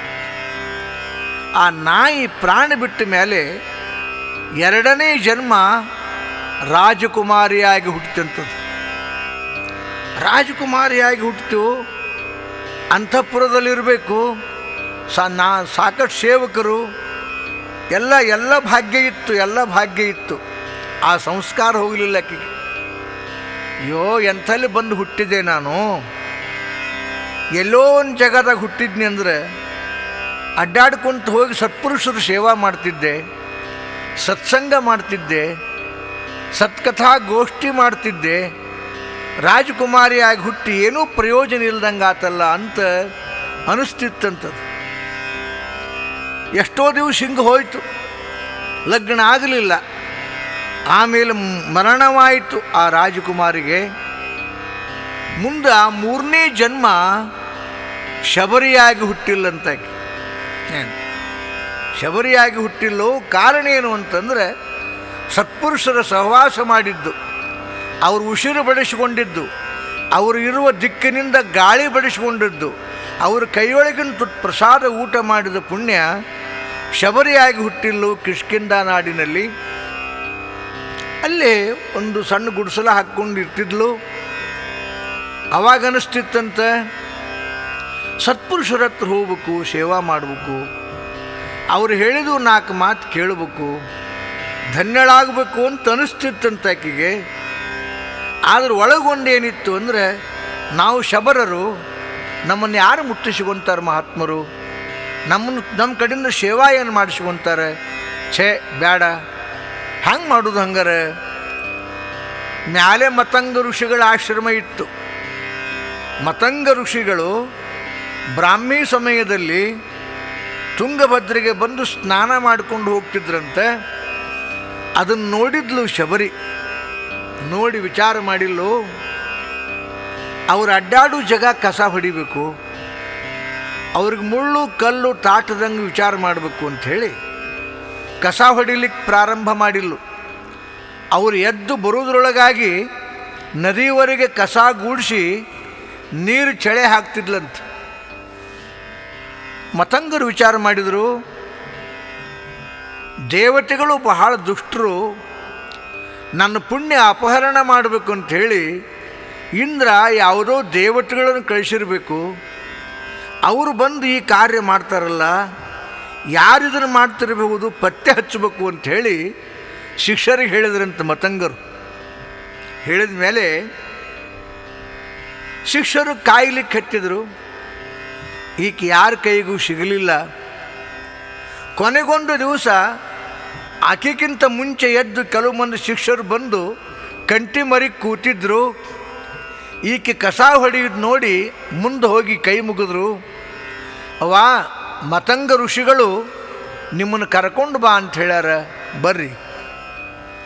ಆ ಕೈ ಮುಗಿದ್ಲಂತೆ, ದಯಮಾಡಿ ದೊಡ್ಡವ್ರ ಹತ್ರ ನಮ್ಮನ್ನು ಕರ್ಕೊಂಡು ಹೋಗಬೇಡ್ರಿ, ಯಾಕಂದರೆ ಈಗೇನೋ ಸೇವಾ ಮಾಡ್ತೀನಿ, ಅಕಸ್ಮಾತ್ ನನ್ನ ನೋಡಿ ಅವರು ನಾಳಿಂದ ನೀ ಕಸ ಗೂಡಿಸ್ಬೇಡ ಅಂತ ಅಂದ್ಬಿಟ್ರು ಅಂತಂದರೆ ನನ್ನ ಜೀವನ ವ್ಯರ್ಥ ಆಗ್ತದೆ, ಅದಕ್ಕೆ ದಯಮಾಡಿ ನನ್ನ ಕರ್ಕೊಂಡು ಹೋಗಬೇಡ್ರಿ ಅಂತಂದ್ಲು. ಇಲ್ಲ, ಗುರುಗಳ ಆಜ್ಞೆ ಆಗ್ಯದ, ಬಿಡ್ಲಿಕ್ಕೆ ಬರುವುದಿಲ್ಲ, ಬರಲೇಬೇಕು ಅಂಥೇಳಿ ಜುಲ್ಮಿಯಿಂದ ಕರ್ಕೊಂಡು ಹೋದರು. ಈಕೆ ಹೋಗುವುದ್ರೊಳಗಾಗಿಯೇ ಮತಂಗ ಋಷಿಗಳು ಈಕೆ ನೋಡಿ ಎದ್ದು ನಿಂತ್ರಂತ. ಎದ್ದು ನಿಂತು ಒಂದು ಮಾತು ಹೇಳಿದ್ರಂತೆ, ತಾಯಿ, ಸಾಮಾನ್ಯಳಲ್ಲ ನೀನು, ಕಾಶಿ ಕ್ಷೇತ್ರದಲ್ಲಿ ಮೊದಲು ನಾಯಿಯಾಗಿದ್ದಿ, ಸತ್ಸಂಗವನ್ನು ಮಾಡಿ ಸತ್ಪುರುಷರ ಪ್ರಸಾದ ಸ್ವೀಕಾರ ಮಾಡಿದಿ, ಎರಡನೇ ಜನ್ಮ ರಾಜಕುಮಾರಿ ಆಗಿದ್ದಿ, ಅಲ್ಲಿನೂ ಅದೇ ಸಂಸ್ಕಾರ ಇಟ್ಟುಕೊಂಡಿದ್ದಿ, ಮೂರನೇ ಜನ್ಮ ಶಬರಿಯಾಗಿ ನೀ ಬಂದಿದ್ದಿ, ಧನ್ಯಳು ನೀನು, ನಿನಗೆ ಕೊನೆಗೆ ಶ್ರೀರಾಮ ದರ್ಶನವಾಗುತ್ತದೆ, ಶ್ರೀರಾಮ ದರ್ಶನವಾಯಿತು ಅಂದರೆ ನೀನು ಮೋಕ್ಷವಾಗುತ್ತದೆ ಅಂತ ಹೇಳಿದ್ರಂತೆ. ಈಕಿಗೊಳ್ಳೆ ಆನಂದ ಆಗಿಬಿಡ್ತು. ರಾಮ ಅಂದ್ರೆ ಹ್ಯಾಂಗದಾನ ಕೇಳಿಲ್ಲ. ನೋಡು, ಜಟಾ ಉಲ್ಕಲ ಧಾರಣ ಮಾಡಿಕೊಂಡಾನ, ಹೆಗಲಿಗೆ ಕೋದಂಡ ಧನುಸ್ಸದ, ಮಗ್ಗಲಿಗೆ ತಮ್ಮ ಅದಾನ, ಮತ್ತು ಅವನ ಹೆಂಡತಿ ಸೀತಾ ಇರ್ತಾಳೆ, ಅವರೆಲ್ಲ ಸಂಚಾರ ಮಾಡಿಕೊಂತು ನಿನ್ನ ಆಶ್ರಮಕ್ಕೆ ಬರ್ತಾರೆ, ಆಗ ನಿಂಗೆ ದರ್ಶನ ಆಗ್ತದೆ ಅಂತ ಹೇಳಿದರು. ಅಷ್ಟು ತಲೆಯಾಗಿ ಇಟ್ಕೊಂಡು ಬಂದುಬಿಟ್ಲು. ಬಹುತೇಕ ರಾಮ ನಾಳೆ ಬರಬಹುದು, ಬಂದಾಗ ರಾಮನಿಗೆ ನಾನೇನು ಕೊಡಲಿ, ತಿನ್ನಲಿಕ್ಕೇನಾದರೂ ಕೊಡ್ಬೇಕಲ್ಲ. ಅರಣ್ಯದಲ್ಲಿ ಬೆಳೆದಿರತಕ್ಕಂಥ ಬೋರಿಯ ಗಿಡಗಳಲ್ಲಿ ಹೋಗಿ ಹಣ್ಣು ತೆಗೆದುಕೊಂಡು ಬಂದ್ಲು. ಒಂದೊಂದು ಕಡಿದು ನೋಡಿಲ್ಲ, ಸಿಹಿ ಕೊಡಬೇಕು, ಹುಳಿ ಕೊಡಬಾರ್ದು, ಮುಗ್ಧ ಭಕ್ತಿ. ಇವತ್ತು ಸಾಯಂಕಾಲ ಆಯ್ತು, ಬರಲಿಲ್ಲ, ನಾಳೆ ಮುಂಜಾನೆ ಬರಬಹುದು, ಮುಂಜಾನೆ ಬರಲಿಲ್ಲ, ಮಧ್ಯಾಹ್ನ ಬರಬಹುದು, ಮಧ್ಯಾಹ್ನ ಬರಲಿಲ್ಲ, ನಾಳೆ ಮುಂಜಾನೆ ಬರಬಹುದು. ಹಿಂಗೆ ರಾಮಧ್ಯಾನದಲ್ಲಿ 90 ವರ್ಷ ಗತಿಸಿ ಹೋತಂತೆ. 90 ವರ್ಷ ಗತಿಸಿ ಹೋತು. ಶ್ರೀರಾಮಚಂದ್ರ ಸೀತೆಯನ್ನು ಕಳೆದುಕೊಂಡು ಲಕ್ಷ್ಮಣ ಸಮೇತನಾಗಿ ಕಿಷ್ಕಿಂಧೆಯಲ್ಲಿ ಬರ್ತಾ ಇರುವಾಗ ಈ ಯಾವ ಶಬರಿಯ ಆಶ್ರಮವನ್ನು ಕಂಡು ಸ್ವಲ್ಪ ವಿಶ್ರಾಂತಿ ತಗೋಬೇಕು ಅಂತ ಅನಿಸ್ತಂತೆ. ಹೋಗಿ ಆಕೆ ಬಾರಿ ಹಣ್ಣು ಕೂಡಿಸಿಟ್ಟಿದ್ಲಲ್ಲ ರಾಶಿ ಮಾಡಿ, ಅವ್ವ ಸ್ವಲ್ಪ ಕೂಡ್ಲಿಕ್ಕೆ ಜಾಗ ಕೊಡ್ತೀಯಾ ಅಂತ ಕೇಳಿದರು. ಯಾರು ಬೇಡ ಅಂತಾರಪ್ಪ, ಈ ಕಟ್ಟಿ ಮೇಲೆ ಕೂಡ್ರಿ ಅಂತನ್ಲು. ಕಟ್ಟಿ ಮೇಲೆ ಒಂದು ಕೃಷ್ಣಾರ್ಜುನ ಹಾಸಿಕೊಂಡು ಶ್ರೀರಾಮಚಂದ್ರ ಮಲಗಿಕೊಂಡ. ಲಕ್ಷ್ಮಣ ತನ್ನ ತೊಡೆಯನ್ನು ಅಣ್ಣನಿಗೆ ತಲೆದಿಂಬು ಮಾಡಿದ್ದ, ಅವನ ಹಣಿ ಒತ್ತಿದ್ದ ಲಕ್ಷ್ಮಣ. ರಾಮ ಸೀತಾ ಸೀತಾ ಸೀತಾ ಅಂಥೇಳಿ ಕನವರಿಸ್ತಾ ಇದ್ದ. ಆಕೆಗನಿಷ್ಟು ಸೀತಾ ಅಂತಾನ. ತಮ್ಮ, ಇವ ರಾಮ ಏನು ಕೇಳಿದ್ಲು. ಹೌದು ರಾಮ, ನೀನು, ನಾ ಲಕ್ಷ್ಮಣವ. ಸೀತೆ ಎಲ್ಲಿದ್ದಾಳೆ? ಸೀತಾ ಅಪಹಾರ ಆಗಿದೆ. ಅಯ್ಯೋ, ರಾಮ ಎದ್ದ ಮೇಲೆ ಪಾದದ ಮ್ಯಾಗ ಬಿದ್ದು ಉಳ್ಳಾಡಿಲ್ಲು ಶಬರಿ. ರಾಮ, ನೀ ಬರ್ತಾನಂತ ತಿಳ್ಕೊಂಡು ಹೇಳಿ ನಿನ್ನೆಯಿಂದ ಹಾದಿ ನೋಡಿದೆ ಅನ್ಲಂತ. 90 ವರ್ಷ ಗತಿಸಿದ ನೆನಪಾರಿತ್ತು. ನಿನ್ನೆಯಿಂದ ಹಾದಿ ನೋಡಿದೆ, ನೀ ಬಂದು ದರ್ಶನ ಕೊಟ್ಟು ನಾ ಧನ್ಯಳಾದೆ ಅಂಥೇಳಿ ನಮಸ್ಕಾರ ಮಾಡಿದ ಕೂಡಲೇ ರಾಮ ಒಳ್ಳೆ ಆನಂದ ಆಗಿ ಸೀತೆಯನ್ನು ಕೂಡ ಮರೆತು ಆನಂದಾಶ್ರು ಉದುರಿಸಿದ. ಶಬರಿ ಬೋರೆ ಹಣ್ಣು ಕೊಟ್ಲಂತ, ತಗೋ ಇದನ್ನು ರಾಮ ತಿನ್ನು, ಬಡವಿ ನಾನು, ನನ್ನ ಹತ್ರ ಏನೂ ಇಲ್ಲ, ಈ ಬೋರೆ ಹಣ್ಣು ತಿನ್ನು ಅಂತ ಕೊಟ್ಟು ಕೂಡಲೇ ರಾಮ ಬಾಯಾಗಿಟ್ಕೊಂಡಂತ. ಲಕ್ಷ್ಮಣ ಹೇಳಿನಂತ ರಾಮನಿಗೆ, ನೋಡು ರಾಮ, ಅದು ಶಬರಿಯ ಎಂಜಲ ಕಡದಿಟ್ಟಾಳ, ಅದನ್ನು ನೀ ಯಾಕೆ ತಿಂತಿದಿ ಅಂದ ಕೂಡಲೇ ರಾಮ್ ಹೇಳಿನಂತ, ಈ ಭಕ್ತಿಯ ರಸ ಆಕೆ ಹಲ್ಲಿನೊಳಗದಪ್ಪ, ಇದು ವೈಕುಂಠದಲ್ಲಿ ಸಿಗುವುದಿಲ್ಲೋ ತಮ್ಮ, ಇನ್ನು ತಿನ್ನಬೇಕು ಅಂಥೇಳಿ ರಾಮ ತಿಂದು ಸಂತೃಪ್ತನಾದ. ಶಬರಿಗೆ ಕೇಳಿದ, ನಿನಗೇನು ಬೇಕು ಅಂಥೇಳಿ. ನನಗೇನು ಬೇಡ ರಾಮ, ನಿನ್ನ ದರ್ಶನ ಆಗಬೇಕಾಗಿತ್ತು, ಆಯಿತು, ನಿನ್ನ ಚರಣದಲ್ಲಿ ನನ್ನ ಪ್ರಾಣ ಪಕ್ಷಿ ಲಯವಾಗಲಿ, ಈ ಶರೀರಕ್ಕೆ ನೀನು ಅಗ್ನಿ ಹಚ್ಚಿ ಹೋಗಿಬಿಡು ಅಂತ ಹೇಳಿಬಿಟ್ಲಂತ. ಅರ್ಥಾತ್ ಮುಕ್ತಳ ಅಲ್ಲ. ಎದರಿಂದ ಒಂದು ಕೆಲಸಕ್ಕೆ ಬಾರದ ನಾಯಿಯಾಗಿ ಹುಟ್ಟಿದ್ದ ಜನ್ಮ ಸತ್ಸಂಗದ ಪರಿಣಾಮವಾಗಿ ಕೊನೆಗೆ ಶಬರಿಯಾಗಿ ಆದರ್ಶ ಭಕ್ತಳು ಅಂತ ಅನಿಸಿಕೊಂಡ್ಳು. ರಾಮಾಯಣದಲ್ಲಿ ಆಕೆಯ ದೃಷ್ಟಾಂತ ಬಹಳ ಉತ್ತಮೋತ್ತಮವಾಗಿರ್ತಕ್ಕಂಥ ದೃಷ್ಟಾಂತ.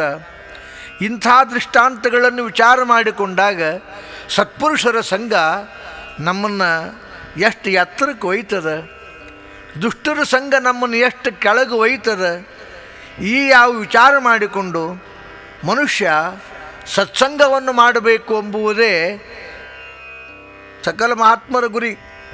ತುಕಾರಾಮರು ಒಂದು ಕಡೆಗೆ ಹೇಳ್ಯಾರ, ನಲಗೆ ಮುಕ್ತಿ ಧನ ಸಂಪದ ಸಂತ ಸಂಗದೇಯಿ ಸದಾ, ತುಕಾಮಣಿ ಗರ್ಭವಾಸಿ ಸುಖಿಗಾಲವೇ ಮಹಾಶಿ.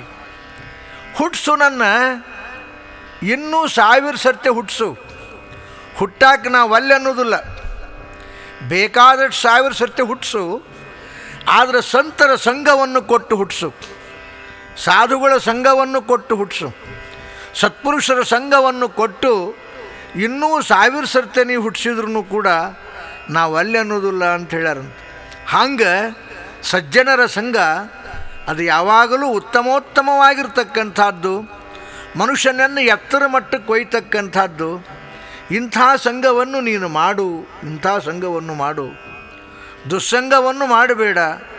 ದುಸ್ಸಂಗ ಅಂದರೆ ಯಾವುದು? ಜ್ಞಾನಹೀನರ ಸಂಘವೇ ದುಸ್ಸಂಗ, ಬಾಕಿದೇನೂ ಅಲ್ಲ. ಎಲ್ಲಿ ಜ್ಞಾನ ಇಲ್ಲ ಅಲ್ಲೆಲ್ಲ ಭ್ರಷ್ಟಾಚಾರ ನಡೀತಾವೆ, ಹಿಂಸಾಚಾರ ನಡೀತಾವೆ, ಸುಳ್ಳು ಹೇಳೋದು ನಡೀತದೆ, ಅಪಥ್ಯ ವಿಷಯಗಳೆಲ್ಲ ನಡೀತಾ ಇದ್ದಾವೆ. ಆದ್ದರಿಂದ ಈ ಜ್ಞಾನಹೀನರ ಸಂಘವನ್ನು ಏನು ಕೊಟ್ಟರೂ ಮಾಡಬೇಡ ಅಂದ್ರೆ ದಾಸರು. ಮಾನಹೀನರ ಸಂಘ, ಜ್ಞಾನಹೀನರ ಸಂಘ ಏನು ಕೊಟ್ಟರೂ ಬೇಡ. ಜ್ಞಾನವಿಹೀನನಾಗಿರ್ತಕ್ಕಂಥ ಮಾನವನ ಸಂಘವನ್ನು ಯಾವ ಕಾಲಕ್ಕೂ ಮಾಡಬೇಡ. ಅವ ಎಂಥದ್ದಾದ್ರೂ ಕೂಡ ಕೆಡಿಸೇ ತೀರ್ತಾನಂತ. ಈಗ ಒಂದು 8-10 ಮಂದಿ ಕುಡುಕರು ಕುಂತಾರಂತ ತಿಳ್ಕೊಡ್ರಿ, ಅದ್ರಾಗೊಬ್ಬ ಚಲೋ ಮನುಷ್ಯ ಹೋಗಿ ಕುಂತ ಅಂತೇಳಿರಿ. ಒಂದು ದಿವ್ಸ ಸುಮ್ಮನೆ ಇರ್ತಾರವ್ರು, 2ನೇ ದಿವ್ಸ ಸುಮ್ಮನೆ ಇರ್ತಾರೆ, 3ನೇ ದಿವ್ಸ ನೀವು ತಗೋ ಅಂತಾರೆ. ನಾವು ಅಲ್ಲಿ ಅಂತೀವ ಅಂತಾನೆ, ನಾವು ಕುಡಿಯೋರು ಅಲ್ಲೇನು, ತಗೋ ನೀವು ಕುಡಿ, ಏನಾಗ್ತದೆ ನೋಡೋನಲ್ಲ, ರೊಕ್ಕ ನೀ ಕೊಡಬೇಡ ನಾವು ಕೊಡ್ತೀವಿ ಅಂತಾರೆ. ದುಡ್ಡು ಕೊಟ್ಟು ದುಸ್ಸಂಗ ಮಾಡಿಸ್ತಾರೆ, ದುಡ್ಡು ಕೊಟ್ಟು ದುಷ್ಟರ ಸಂಘದಲ್ಲಿ ಬರಬೇಕಾಗ್ತದೆ. ಆದ್ದರಿಂದ ಅದನ್ನು ಕಳ್ಕೊಳ್ಳೋದು ಬಹಳ ದುರ್ಲಭ. ಅದು ಸಜ್ಜನನಾಗುವುದು ಬಹಳ ದುರ್ಲಭ, ದುರ್ಜನನಾಗುವುದು ಒಂದು ಕ್ಷಣ. ಈ ಒಂದು ಮನೆ ಕಟ್ಟಬೇಕಾದ್ರೆ ಕಂಡಾಪಟ್ಟಿ ಖರ್ಚು ಮಾಡ್ತೀವಿ, ಒಂದು ಮನೆ ಕಟ್ಟಬೇಕಾದ್ರೆ ಬಹಳ ತ್ರಾಸು ತೊಗೊತೀವಿ. ಆ ಮನೆ ಕೆಡಬೇಕಂದ್ರೆ ಬಹಳತ್ತಾಗೋದಿಲ್ಲ, ಲಘುನು ಕೆಡಿಬಿಡ್ತೀವಲ್ಲ. ಹಂಗೆ ಸಜ್ಜನ ಆಗಬೇಕಾಗಿತ್ತು ಅಂದರೆ ಬಹಳ ಕಷ್ಟದ, ದುರ್ಜನನಾಗುವುದು ಅಷ್ಟೇ ಸುಲಭ ಅದ. ಮತ್ತು ಆ ದುರ್ಜನರ ಪ್ರಭಾವ ವಿಪರೀತವಾಗಿರುವುದರಿಂದ ಯಾವಾಗಲೂ ಕೂಡ ಸಜ್ಜನರ ಸಂಘವನ್ನು ಮಾಡು. ಇಂಥ ಸಂಘವನ್ನು ಮಾಡೋಣದರಿಂದ ನಿನಗೆ ಶ್ರವಣವಾಗುತ್ತದೆ, ಮನನವಾಗುತ್ತದೆ, ನಿಧಿಧ್ಯಾಸನವಾಗುತ್ತದೆ. ಏನೂ ಆಗೋದು ಬೇಡ, ಕಡೆಗೆ ಪಾಪ ಮಾಡಬಾರ್ದು ಅನ್ನೋ ಬುದ್ಧಿರ ಬರ್ತದಲ್ಲ. ಸುಳ್ಳು ಹೇಳಬಾರ್ದು, ಪಾಪ ಮಾಡಬಾರ್ದು, ಅನ್ಯಾಯ ಅತ್ಯಾಚಾರಗಳನ್ನು ಮಾಡಬಾರ್ದು ಎಂಬುವ ಪ್ರಜ್ಞಾರ ಬರ್ತದಲ್ಲ. ಅಷ್ಟು ಬಂದರೆ ಮುಂದಿಂದೆಲ್ಲ ಸಾಧ್ಯ ಆಗ್ತದದು. ಇವನು ಒಳಗಿಟ್ಟುಕೊಂಡು ದುಷ್ಟರ ಸಂಘವನ್ನು ಮಾಡಿ ದುಷ್ಟ ವಿಚಾರ ಪರನಾಗಿ ದುಷ್ಟ ವಿಚಾರ ಪ್ರವಾಹದಲ್ಲಿ ಹರಿದು ಹೋಗ್ತಕ್ಕಂಥ ಈ ಮನುಷ್ಯ ಜೀವನ ನಿಜಕ್ಕೂ ಕೂಡ ಅಯಥಾರ್ಥವಾಗಿರ್ತಕ್ಕಂಥದ್ದು. ಆದ್ದರಿಂದ ವಾಲ್ಯಕೋಳ್ಯ ನಾರದರ ಸಂಘದಿಂದ ಏನಾದ? ವಾಲ್ಮೀಕಿಯಾಗಿ ಹೋದ. ರಾಮಾಯಣವನ್ನು ಬರೆದ. ಎದ್ರ ಫಲ ಅದು? ಸತ್ಸಂಗವನ್ನು ಸ್ವಲ್ಪ ಹೊತ್ತು ಮಾಡಿದ್ರು ಫಲ. ಅವ ದರೋಡಿ ಮಾಡಲಿಕ್ಕೆ ಇವನು ತಡವಿದ್ದ. ಇವನ ಕೈಯಾಗ ಬರೀ ತಾಂಬೂರಿ ಇತ್ತು. ಆದರೆ ಆ ಸತ್ಸಂಗದ ಫಲ ಅವನನ್ನು ದಿಗ್ಮೂಢನನ್ನಾಗಿ ಮಾಡಿತು, ತಪಸ್ವಿಯನ್ನಾಗಿ ಮಾಡಿತು, ಒಬ್ಬ ಋಷಿಯನ್ನಾಗಿ ಮಾಡಿತು. ರಾಮಾಯಣದ ದರ್ಶನ ಅಥವಾ ರಾಮಾಯಣದ ಯಾವ ಒಂದು ಫಲ ಜಗತ್ತಿಗೆ ದೊರೆಯಿತು. ಆದ್ದರಿಂದ ಸತ್ಸಂಗ ಇದು ಯಾವಾಗಲೂ ಬಹಳ ವಿಶೇಷವಾದ ಗುಣ. ದುಸ್ಸಂಗ ಬಹಳ ಹೀನವಾಗಿರ್ತಕ್ಕಂಥ ಗುಣ. ಅಷ್ಟಾದಶ ಪುರಾಣೇಶು ವ್ಯಾಸಸ್ಯ ವಚನದ್ವಯಂ. 18 ಪುರಾಣವನ್ನು ಎದರ ಮೇಲೆ ಬರೆದಿನಿ ನಾನು ಅಂತ ವ್ಯಾಸರು ವಿಚಾರ ಮಾಡಿದ್ರಂತ. ಬರೆದು ಒಗರಿದ್ರು. ಪುನಃ ಎಲ್ಲವನ್ನು ನೋಡಿದರು. ನೋಡಿ ಒಂದು ಮಾತು ಬರೆದ್ರಂತೆ, ಅಷ್ಟಾದಶ ಪುರಾಣೇಶು ವ್ಯಾಸಸ್ಯ ವಚನದ್ವಯಂ ಪರೋಪಕಾರಾಯ ಪುಣ್ಯ ಪಾಪಾಯ ಪರಪೀಡನಂ. ಪರಪೀಡನ ಮಾಡಿದೆ ಅಂದರೆ ಅದೇ ಮಹಾಪಾಪ, ಇನ್ನೊಬ್ಬರಿಗೆ ಉಪಕಾರ ಮಾಡಿದೆ ಅಂದರೆ ಅದೇ ಪುಣ್ಯ. ಇವು 2 ಮಾತಿನ ಮೇಲೆ 18 ಪುರಾಣಗಳದಾವು ಅಂತ ಹೇಳ್ಯಾರ. ಈ 18 ಪುರಾಣಗಳಲ್ಲಿ ಬರಬೇಕಾಗಿರ್ತಕ್ಕಂಥ ವಿಷಯಗಳೇನು? ಒಬ್ಬ ಸತ್ಸಂಗ ಮಾಡಿ ಸತ್ಪುರುಷನಾಗುತ್ತಾನೆ, ಸದ್ವಿದ್ಯಾಭೂಷಣನಾಗುತ್ತಾನೆ. ಇನ್ನೊಬ್ಬ ದುಸ್ಸಂಗ ಮಾಡಿ ಭೀಷ್ಮ ಪ್ರಾಜ್ಞ, ದ್ರೋಣ ಪ್ರಾಜ್ಞ, ಕೃಪಾಶ್ವತ್ಥಾಮಾದಿಗಳು ಪ್ರಾಜ್ಞರು, ಎಲ್ಲ ವಿವೇಕವುಳ್ಳವರು. ದುರ್ಯೋಧನನ ಅನ್ನವನ್ನು ಉಂಡ ಪರಿಣಾಮದಿಂದ ಕುರುಸಭೆಯಲ್ಲಿ ದುಶ್ವಾಸನನು ದ್ರೌಪದಿಯ ಶೀರಿ ಸೆಳೆಯುವಾಗ ಬಾಯಿ ಮುಚ್ಚಿಕೊಂಡು ಕುಂತರು, ಹೊರತಾಗಿ ಬಾಯಿ ತೆಗೆಯಕ್ಕೆ ಧೈರ್ಯ ಆಗಲಿಲ್ಲ. ಕಾರಣ ಏನು ಅಂತಂದರೆ ಧೃತರಾಷ್ಟ್ರನ ದುರ್ಯೋಧನನ ಅನ್ನ ಉಂಡ ಪರಿಣಾಮ, ದುಷ್ಟರ ಸಂಘವನ್ನು ಮಾಡಿರ್ತಕ್ಕಂಥ ಪರಿಣಾಮ ಗೊತ್ತಿತ್ತು ಅವರಿಗೆ. ದ್ರೌಪದಿ ಅಗ್ನಿ ಕನ್ಯಾ, ಆಕೆ ಸಿಟ್ಟಿಗೆದ್ಲು ಅಂದರೆ ಏನಾಗ್ತದೋ ಗೊತ್ತಿಲ್ಲ. ಇಂಥ ಹೊತ್ತಿನೊಳಗೆ ಇವರು ಚೀರಹರಣ ಮಾಡ್ತಾರಲ್ಲ, ಶಿರಿ ಸೆಳಿತಾ ಇದ್ದಾರಲ್ಲ, ಹ್ಯಾಂಗೆ ಹೇಳಬೇಕಿದಕ್ಕಂಥೇಳಿ ಎಲ್ಲರೂ ಸುಮ್ಮನೆ ಕುಂತರು. ದ್ರೌಪದಿ ಮಾತ್ರ ಎಲ್ಲರನ್ನೂ ಮೂದಲಿಸಿಲ್ಲು. ಏನು ಪಿತಾಮಹ, ಏನು ದ್ರೋಣ, ಏನು ಕೃಪಾ, ಏನು ಅಶ್ವತ್ಥಾಮ, ನಿಮಗೆ ಬಾಯಿ ಇಲ್ಲ, ವಿಚಾರ ಇಲ್ಲ, ಎಲ್ಲ ಕನ್ಲು ಎಲ್ಲ ಅಂತ ತೀರಿಸ್ಕೊಂಡ್ಲು. ಆದರೆ ದುಷ್ಟರ ಸಂಘ ಭೀಷ್ಮನನ್ನು ಬಾಯಿ ಎತ್ತದಂಗೆ ಮಾಡಿತ್ತು, ದ್ರೋಣನನ್ನು ಬಾಯಿ ಎತ್ತದಂಗೆ ಮಾಡಿತ್ತು, ಕೃಪಾ ಅಶ್ವತ್ಥಾಮಾದಿಗಳನ್ನು ಬಾಯಿ ಎತ್ತದಂತೆ ಮಾಡಿತ್ತು. ಕಾರಣ ಏನು ಅಂತಂದರೆ ಅಲ್ಲಿರುವ ದುಷ್ಟರ ಸಂಘ. ಈ ದುಷ್ಟರ ಸಂಘ ಇದು ಎಂಥವರನ್ನೂ ಕೂಡ ಪ್ರಪಾತಕ್ಕೆ ಒಯ್ತದಪ್ಪ. ಸಜ್ಜನರ ಸಂಘ ಎಂಥವ್ರನ್ನೂ ಕೂಡ ಕೆಳಗಿನಿಂದ ಮೇಲೆತ್ತುತ್ತದೆ. ಆದ್ದರಿಂದ ಸತ್ಸಂಗವನ್ನು ಮಾಡು. ಜೀವನ ಬದುಕುವಿಕೆಯ ಕ್ಷಣಕಾಲದಲ್ಲಿ ಜನ್ಮ ಮೊದಲು ಮಾಡಿಕೊಂಡು ಮರಣ ಪರ್ಯಂತರ ಜನನ ಮರಣಗಳ ಮಧ್ಯದ ಆಯುಷ್ಯದಲ್ಲಿ ಬದುಕಬೇಕಾಗಿರ್ತಕ್ಕಂಥ ಮನುಷ್ಯ ವಿಚಾರ ಮಾಡಿ ಬದುಕಬೇಕು. ಯಾವ ಸಂಘ ಮಾಡಿದರೆ ಏನಾಗ್ತದೆ ಎಂಬುದನ್ನು ತಿಳ್ಕೋಬೇಕು. ಸತ್ಸಂಗವನ್ನು ಮಾಡಿದರೆ ಏನಾಗುತ್ತದೆ ಎಂಬುದನ್ನು ತಿಳಿಬೇಕು. ಸುಮ್ಮನೆ ಬದುಕಬಾರ್ದು. ಹ್ಯಾಂಗೆ ಬದುಕಬೇಕು ಅಂತಂದರೆ ಸಾಯದಂತೆ ಬದುಕಬೇಕು. ಸಾಯಕ ಬದುಕವರು ಬಹಳ ಜನ, ಆದರೆ ಸಾಯದಂಗೆ ಬದುಕಬೇಕನ್ನೋರು ಬಹಳ ದುರ್ಲಭ. ಸಾಯದಂಗೆ ಬದುಕಬೇಕನ್ನವ ಸತ್ಸಂಗನ ಮಾಡಬೇಕು, ಸತ್ಶಾಸ್ತ್ರ ಶ್ರವಣ ಮಾಡಬೇಕು, ಮನನ ನಿಧಿಧ್ಯಾಸನಗಳನ್ನು ಮಾಡಬೇಕು. ಅವನ ದೇಹ ಸತ್ತರೂ ಕೂಡ ಅವ ಆಚಂದ್ರಾರ್ಕ ಪರ್ಯಂತರ ಬದುಕಿರ್ತಾ ಇದ್ದಾನೆ. ಈಗ ಅನಂತರ ಚರಿತ್ರೆ ಓದ್ತೀವಿ, ರಾಮಾಯಣ ಓದ್ತೀವಿ, ಮಹಾಭಾರತ ಓದ್ತೀವಿ, ಅನೇಕ ಪುರಾಣಗಳನ್ನು ನೋಡ್ತೀವಿ.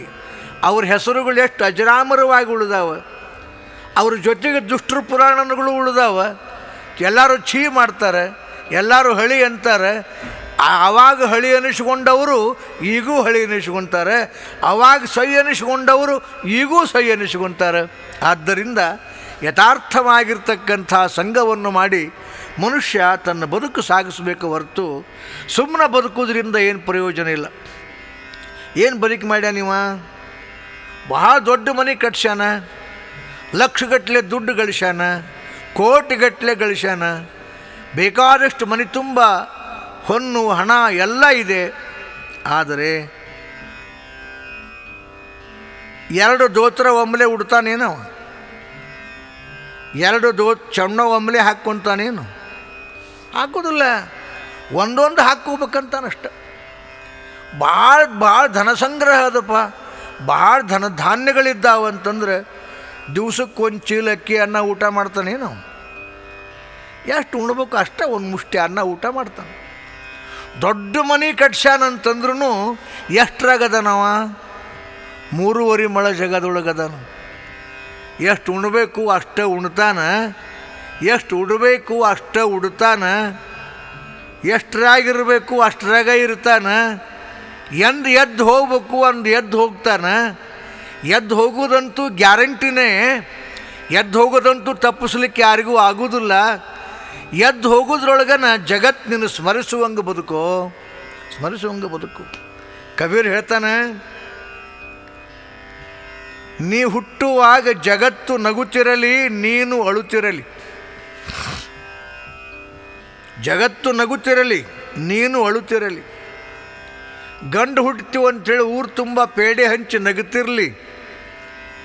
ಎಂಥ ಜನ್ಮದಲ್ಲಿ ಬಂದೆಲ್ಲ ನಾನು, ಪುನಃ ಜನ್ಮಕ್ಕೆ ಬಂದೆ ಅಂತ ನೀ ಅಳುತ್ತಾ ಇರು. ನೀ ಹುಟ್ಟುವಾಗ ನೀ ಅಳುತ್ತಿರು, ಜಗತ್ತು ನಗುತ್ತಿರಲಿ. ನೀ ಜಗತ್ತು ಬಿಟ್ಟು ಹೋಗು ಮುಂದೆ ನೀನು ನಗುತ್ತಿರಲಿ, ಜಗವು ಅಳುತ್ತಿರಲಿ. ನೀ ಬಿಟ್ಟು ಹೋಗುವಾಗ ಎಂಥ ಪುಣ್ಯಾತ್ಮ ಹೊನ್ನಪ್ಪ, ಇಂಥ ಪುಣ್ಯಾತ್ಮರು ಸಿಗೋದು ದುರ್ಲಭ, ಸತ್ಪುರುಷ ಸಿಗೋದು ದುರ್ಲಭ ಅಂಥೇಳಿ ಜಗತ್ತು ನಿನ್ನ ಕಳಿಸೋ ಮುಂದೆ ಅಳುತ್ತಿರಲಿ. ಆತ ನಿನ್ನ ಬಂದ ಕಾರ್ಯವನ್ನು ನೀ ಮುಗಿಸಿಕೊಂಡು ನಗನಗುತ್ತಾ ನೀವು ಹೋಗ್ತಾ ಇರು. ಇದು ನಿಜವಾದ ಬದುಕು, ಇದು ನಿಜವಾದ ಬಾಳ್ವೆ, ಇದು ನಿಜವಾದ ಜೀವನ. ಈ ಜೀವನದಲ್ಲಿ ಪ್ರಾಮುಖ್ಯವಾಗಿರ್ತಕ್ಕಂಥದ್ದು ಯಾವುದು ಅಂದರೆ ಸತ್ಸಂಗ. ಸತ್ಸಂಗ, ಸತ್ಪುರುಷರ ಸಹವಾಸ, ಸತ್ಪುರುಷರ ಸಾನ್ನಿಧ್ಯ, ಸತ್ಪುರುಷರ ಶ್ರವಣ, ಸತ್ಪುರುಷರ ಮನನ ನಿಧಿಧ್ಯಾಸನ, ಇವು ಮನುಷ್ಯನನ್ನು ಪಾವನ ಮಾಡ್ತಾ ಇದ್ದಾವ. ಬಂದಿದಿ, ಬದುಕಿದಿ, ಜನನ ಮರಣದ ಮಧ್ಯದಲ್ಲಿ ತೂಗುಯಾಲೆಯಲ್ಲಿ ತೂಗಾಡ್ತಾ ಇದ್ದಿದಿ. ಆದರೆ ಹ್ಯಾಂಗೆ ತೂಗಾಡಬೇಕು ಎಂಬುದು ನೆನಪಿಟ್ಟುಕೊಂಡು ಬದುಕು, ಹ್ಯಾಂಗೆ ಬಾಳ್ಬೇಕು ಅನ್ನೋದು ನೆನಪಿಟ್ಟುಕೊಂಡು ಬಾಳು. ಧನಧಾನ್ಯ ಸಿರಿ ಸಂಪತ್ತು ಸ್ಥಿರವಲ್ಲ, ಸ್ಥಿರವಲ್ಲ. ಇವತ್ತು ಬರ್ತದೆ, ನಾಳೆ ಹೋಗ್ತದೆ. ಅದು ಬರುವುದು ಗ್ಯಾರಂಟಿ ಅಲ್ಲ, ಅದು ಹೋಗುವುದು ಗ್ಯಾರಂಟಿ ಅಲ್ಲ. ಜೀವನ ಇರುವುದು ಗ್ಯಾರಂಟಿ ಅಲ್ಲ, ಹೋಗುವುದು ಗ್ಯಾರಂಟಿ ಅಲ್ಲ. ಇಂಥ ಯಾವ ಸ್ಥಿತಿಯೊಳಗೆ ನೀನು ಬದುಕ್ತಿದ್ದಿ ನೋಡು. ಸತ್ಪುರುಷರ ಸಂಘವನ್ನು ಮಾಡು, ಸಜ್ಜನರ ಸಂಘವನ್ನು ಮಾಡು. ಸಜ್ಜನರ ಸಂಘವನ್ನು ನೀ ಮಾಡಿದೆ ಅಂತಂದರೆ ನಿಜಕ್ಕೂ ಕೂಡ ನಿನ್ನ ಬದುಕು ಸಾರ್ಥಕವಾಗುತ್ತದೆ. ಏನು ದೊಡ್ಡ ಪಂಡಿತ ಆಗ್ಯಾನಪ್ಪ, ದೊಡ್ಡ ವೇದಾಂತಿ ಆಗ್ಯಾನ, ದೊಡ್ಡ ಸ್ವಾಮಿ ಆಗ್ಯಾನ, ಇದು ಮಹತ್ವಲ್ಲ, ಇದು ಮಹತ್ವಲ್ಲ. ಅದು ಅವರವರ ಪುಣ್ಯಕರ್ಮಾನುಕೂಲವಾಗಿರ್ತಕ್ಕಂಥ ಪ್ರಸಂಗಗಳು. ಆದರೆ ಸತ್ಪುರುಷರ ಸಂಘವನ್ನು ಯಾವ ಮಾಡ್ತಾ ಇದ್ದಾನ ಅವ ಮಾತ್ರ ಧನ್ಯನಾಗ್ತಾ ಇದ್ದಾನೆ. ಅವ ಮನೆಗರ ಇರಲಿ, ಮಠದಾಗರ ಇರಲಿ, ಅರಣ್ಯದಲ್ಲರ ಇರಲಿ, ಊರಾಗರ ಇರಲಿ, ಸಭ್ಯ ಮನುಷ್ಯನಾಗಿ ಬದುಕಿದ, ಸದ್ಗುಣಿಯಾಗಿ ಬದುಕಿದ, ಸತ್ಸಂಗ ಮಾಡಿ ಬದುಕಿದ ಅಂದರೆ ಅವನ ಬದುಕು ಸಾರ್ಥಕವಾಗುತ್ತದೆ ಹೊರತು ಇಲ್ಲ ಅಂದರೆ ಸಾರ್ಥಕ ಆಗುವುದಿಲ್ಲ. ಆದ್ದರಿಂದ ಸತ್ಸಂಗ ಎಂಬುವುದು ಮನುಷ್ಯ ಜೀವನದಲ್ಲಿ ಅದು ಒಂದು ದೊಡ್ಡ ಅಂತಸ್ತು, ದೊಡ್ಡ ಒಂದು ಪೂಜ್ಯ ಸ್ಥಾನ. ಗುಣ ಪೂಜಾಸ್ಥಾನಂ ಗುಣೀಷು ನಚವಯ ನಚಲಿಂಗಂ. ಏನಪ್ಪ ಪೂಜಾಸ್ಥಾನ ಯಾವುದು ಮನುಷ್ಯನಿಗೆ? ಸದ್ಗುಣಗಳು, ಸತ್ಸಂಗಾದಿಗಳು, ಪೂಜೆಗೆ ಯೋಗ್ಯವಾಗಿರ್ತಕ್ಕಂಥ ಗುಣಗಳು. ಆ ಸದ್ಗುಣಿ ಇದ್ದವನಿಗೆ ಅವ ಬಾಲಕ ಇರಬಹುದು, ಪುರುಷ ಇರಬಹುದು, ಸ್ತ್ರೀ ಇರಬಹುದು. ಗುಣೀಷು ನಚವಯ ನಚಲಿಂಗಂ. ಭಾಳ ಸಣ್ಣವಿರಲಿ ಭಾಳ ದೊಡ್ಡವಿರಲಿ, ಭಾಳ ದಿವ್ಸ ಬದುಕಿನ್ನಪ್ಪ, ತಲೆ ನಡಗಿತ್ತು, ನಡ ಬಾಗಿತ್ತು, ಕೈಯಾಗ ಕೋಲು ಹಿಡ್ಕೊಂಡು ಬದುಕ್ಯಾನ, ಏನು ಮಾಡ್ಯಾನ ನಾವು ಅದು ನೋಡ್ಬೇಕಲ್ಲ. ಎಷ್ಟು ದಿವ್ಸ ಬದುಕ್ಯಾನಂತ ನೋಡೋದು ಬೇಕಾಗಿಲ್ಲ, ಏನು ಮಾಡಿ ಬದುಕ್ಯಾನ, ಏನು ಮಾಡ್ಯಾನಪ್ಪ. ಸತ್ಪುರುಷರ ಸಂಘವನ್ನು ಒಮ್ಮೆರ ಮಾಡಿದ್ದ ಅಂದರೆ ಅವನ ಆಯುಷ್ಯ ಸಾರ್ಥಕವಾಗುತ್ತದೆ. ಒಂದು 3 ವರ್ಷದ ಕೂಸು ಸತ್ಪುರುಷರ ಸಂಘ ಮಾಡಿತ್ತು ಅಂತಂದರೆ ಅವ ಧನ್ಯನಾಗುತ್ತಿದ್ದಾನೆ. ಆದ್ದರಿಂದ ಸತ್ಸಂಗ ಎಂಬತಕ್ಕಂಥದ್ದು ಮಾನವನಿಗೆ ಮಹೋನ್ನತಿಯನ್ನು ಕೊಡ್ತಕ್ಕಂಥ ಒಂದು ದೊಡ್ಡ ಮಾರ್ಗ.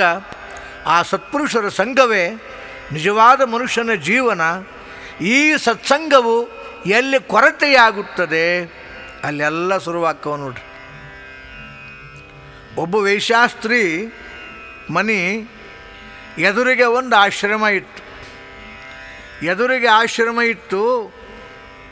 ಅನೇಕ ಜನರು ಮಠಕ್ಕೆ ಬರ್ತಿದ್ದರು. ಆ ವೇಶ್ಯಾಸ್ತ್ರೀ ಮನೆಯೂ ಎದುರಿಗೆ ಇತ್ತಲ್ಲ, ಯಾಕೆಂತಿದ್ಲು, ಏನು ಮಾಡೋದು, ನಮ್ಮಂಥವ್ರು ಅಲ್ಲಿ ಹೋಗೋಂಗಿಲ್ಲ, ಏನು ಪುಣ್ಯ ಮಾಡ್ಯಾರ ಅವರೆಲ್ಲ, ಸತ್ಪುರುಷರು ಸಹವಾಸ ಮಾಡ್ತಾರೆ, ಛೇ ನಮ್ಮ ಜನ್ಮಕ್ಕೆ ಏನಾದರೂ ಮಾಡ್ಕೊಂಡು ಸಾಯ್ಬೇಕು ಅಂತ ಅನಿಸ್ತಿತ್ತಂತ ಆಕೆಗೆ ಸತ್ಪುರುಷರ ಜೀವನದ ಸ್ಮೃತಿ ಇತ್ತು.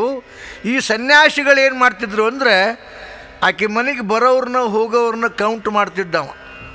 ಎಂತೆಂಥವ್ರು ಹೋಗ್ತಾರ, ಎಂತೆಂಥವ್ರು ಬರ್ತಾರ, ಏನೇನು ಮಾತಾಡ್ತಾರೆ, ಇದನ್ನು ಕೌಂಟ್ ಮಾಡ್ತಿದ್ದ. ಮುಂದೆ ಇಬ್ಬರಿಗೂ ಮರಣ ಬಂತು. ಆ ವೇಶ್ಯೆಗೂ ಮರಣ ಬಂತು, ಆ ಸಾಧುಗಳಿಗೂ ಮರಣ ಬಂತು. ಸಾಧುಗಳನ್ನು ಕರ್ಕೊಂಡು ಹೋಗಲಿಕ್ಕೆ ಯಮದೂತರು ಬಂದರು, ಆ ವೇಶ್ಯೆಯನ್ನು ಕರ್ಕೊಂಡು ಹೋಗಲಿಕ್ಕೆ ಶಿವದೂತರು ಬಂದ್ರಂತೆ. ಅವಾಗ ಯಾಕೆ ಯಮದೂತರು ಯಾಕೆ ಬಂದ್ರಿಲ್ಲೇ ಅಂತ ಕೇಳಿದೀವ ಸಾಧು. ಯಮದೂತರು ಹೇಳಿದರು, ನೀ 24 ತಾಸು ವೇಶ್ಯಾ ಚಿಂತನೆಯನ್ನು ಮಾಡಿದಿ, ಎಂತೆಂಥವ್ರು ಬರ್ತಾರೆ ಅನ್ನೋದನ್ನು ವಿಚಾರ ಮಾಡಿದಿ. ಆಕೆ ಸದಾ ನಿನ್ನ ಚಿಂತೆ ಮಾಡ್ಯಾಳ, ನಿನ್ನಂಗೆ ಸತ್ಪುರುಷರು ಎಂದು ಅದೇನು ಅಂತ ಚಿಂತೆ ಮಾಡ್ಯಾಳ, ಮತ್ತು ಸತ್ಪುರುಷರ ಸಂಘವನ್ನು ಮಾಡಬೇಕು ಅಂತ ಇಚ್ಛಾ ಮಾಡ್ಯಾಳ. ಅದಕ್ಕೆ ಆಕೆ ಪುಣ್ಯ ಬಂದದ, ನಿನಗೆ ಪಾಪ ಬಂದದ ಅಂತ ಹೇಳಿದ್ರಂತೆ. ಹಂಗೆ ಈ ಸಜ್ಜನರ ಸಂಘ ಎಂಬತಕ್ಕಂಥದ್ದು ಎಂಥವರನ್ನೂ ಕೂಡ ಉದ್ಧಾರ ಮಾಡುತ್ತದೆ. ದುರ್ಜನರ ಸಂಘ ಬರೇ ದುರ್ಜನರ ಸ್ಮರಣೆ, ದುರ್ಜನರನ್ನು ನೆನೆಸುವುದು, ದುರ್ಜನರನ್ನು ನಾವು ಕೊಂಡಾಡೋದು, ಇವೇನವ ಇವು ಅಸಹ್ಯ ಪದ್ಧತಿ. ಇದು ಎಂದೆಂದೂ ಕೂಡ ನಮಗೆ ಕಲ್ಯಾಣ ಮಾಡೋದಿಲ್ಲ. ಈಗ ನೋಡ್ತೀವಿ ಜಗತ್ತಿನ ತುಂಬ ಕಾಣುವುದೆಲ್ಲ ಅದನ್ನೇ ಕಾಣ್ತೀವಿ.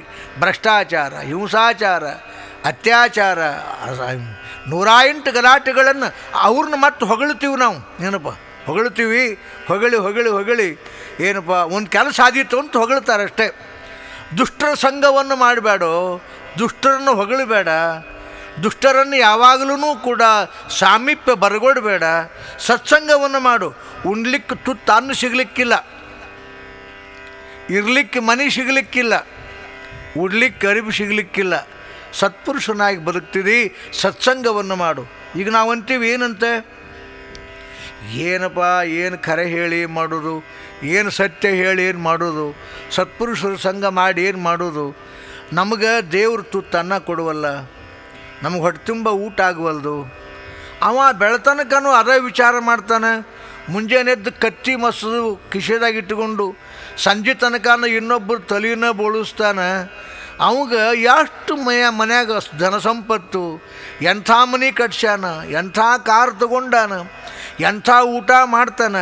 ಅದನ್ನೆಲ್ಲ ನೋಡಿದರೆ ನಾವು ಪಾಪ ಮಾಡೋದು ಚಲೋ ಅನ್ನೋ ಸ್ಥಿತಿಗೆ ಬರ್ತದಲ್ಲ, ಬೇಡ. ಅದಕ್ಕೆ ಒರೆಗಲ್ಲಿಗೆ ಏನು ಹಚ್ತಾರಂದ್ರೆ, ಪ್ಯಾಟಿ ಒಳಗೆ ಬಂಗಾರನ ಒರೆಗಲ್ಲಿಗೆ ಹಚ್ಚಿ ತಿಕ್ತಾರ ಹೊರತು ಇಡ್ಲಿನ ಒರೆಗಲ್ಲಿಗೆ ಹಚ್ಚಿ ತಿಕ್ಕುವುದಿಲ್ಲ ಯಾರು.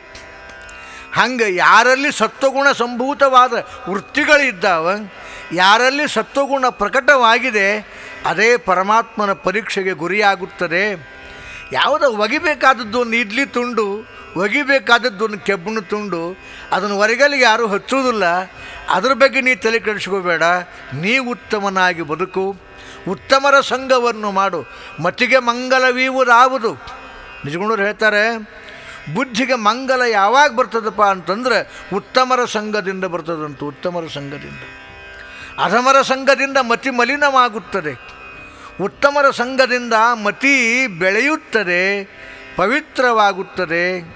ಆದ್ದರಿಂದ ಮತಿಗೆ ಮಂಗಲವೀವುದಾವುದು ಅಂದರೆ ಉತ್ತಮರ ಸಂಘ. ಈ ಉತ್ತಮರ ಸಂಘವನ್ನು ಯಾವ ಪುಣ್ಯಾತ್ಮ ಈ ಜಗತ್ತಿನೊಳಗೆ ಮಾಡ್ತಾ ಇದ್ದಾನೆ ಅವನು ಉತ್ತಮನಾಗೇ ಬದುಕ್ತಾ ಇದ್ದಾನೆ. ಯಾವನು ಉತ್ತಮರ ಸಂಘವನ್ನು ಮಾಡುವುದಿಲ್ಲ ಅವನು ಅಧಮನಾಗೇ ಬದುಕ್ತಾ ಇದ್ದಾನೆ. ಅವನು ಅಧಮ ಬಾಳ್ವೆಯನ್ನು ಬಾಳ್ತಾ ಇದ್ದಾನೆ, ಅಧಮನಾಗೇ ಸಾಯ್ತಾ ಇದ್ದಾನೆ. ಆದ್ದರಿಂದ ನೋಡು, ಮನುಷ್ಯ ಜನ್ಮ ಬಹಳ ಕಿಮ್ಮತ್ತಿಂದಿದು. ಒಮ್ಮೇನೋ ಬಂದದ, ಇಂಥವೆಷ್ಟೋ ಶರೀರಗಳನ್ನು ಕಳ್ಕೊಂಡಿದ್ದಿ ನೀನು, ಅನಂತ ಜನ್ಮಗಳನ್ನು ಕಳ್ಕೊಂಡಿದ್ದಿ. ಅನಿಮಿತ್ತವರಿಗಳೆನಿಸುವ ಕಾಮಾದಿಗಳಿಗೆ ತನುವನೇಕವ ನಿತ್ಯ ಭವಭವಂಗಳಲ್ಲಿ, ಅನಂತ ಭವಭವಾಂತರಗಳಲ್ಲಿ ಅನಂತ ದೇಹಗಳನ್ನು ಕಳ್ಕೊಂಡಿದ್ದಿ. ಇದು ಒಂದು ದೇಹ ಬಂದದ. ತಪಸ್ಸು ಮಾಡು, ಸತ್ಪುರುಷರ ಸಂಘವನ್ನು ಮಾಡು, ಸಜ್ಜನನಾಗಿ ಬದುಕು, ಶಂಭುಲಿಂಗವಾಗಿ ನೀನಿರು ಅಂಥೇಳಿ ನಿಜಗುಣರು ಅಭಿಪ್ರಾಯಪಟ್ಟಂತೆ ಉತ್ತಮ ಸಂಘ ಎಂಬತಕ್ಕಂಥದ್ದು ಎಂಥವರನ್ನೂ ಕೂಡ ಶಿಖರಕ್ಕೇರಿಸ್ತದೆ. ವೈಕುಂಠ ಕೈಲಾಸಾದಿಗಳಲ್ಲೂ ಕೂಡ ಅವ್ರಿಗೆ ಕಿಮ್ಮತ್ತದ. ಹರಿಶ್ಚಂದ್ರನ ಚರಿತ್ರೆ ಎಷ್ಟು ವಿಶಾಲವಾದದ್ದು ನೋಡ್ರಿ ನೀವು.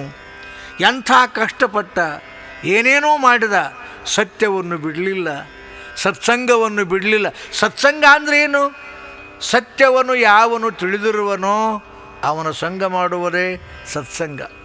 ಅಥವಾ ವ್ಯವಹಾರದಲ್ಲಿ ಇನ್ನೊಬ್ಬರ ಕಣ್ಣಾಗ ನೀರು ಬರೆಸ್ದಂಗೆ ಯಾವ ಬದುಕ್ಯಾನ, ಇನ್ನೊಬ್ಬರು ಹೃದಯಕ್ಕೆ ನೋವು ಕೊಡದಂಗೆ ಯಾವ ಬದುಕ್ಯಾನ, ಇನ್ನೊಬ್ಬರ ಸಲುವಾಗಿ ತನ್ನನ್ನೇ ಯಾವ ತ್ಯಾಗ ಮಾಡ್ಯಾನ, ಅವ್ರು ಸತ್ಪುರುಷರು ಎಲ್ಲರೂ.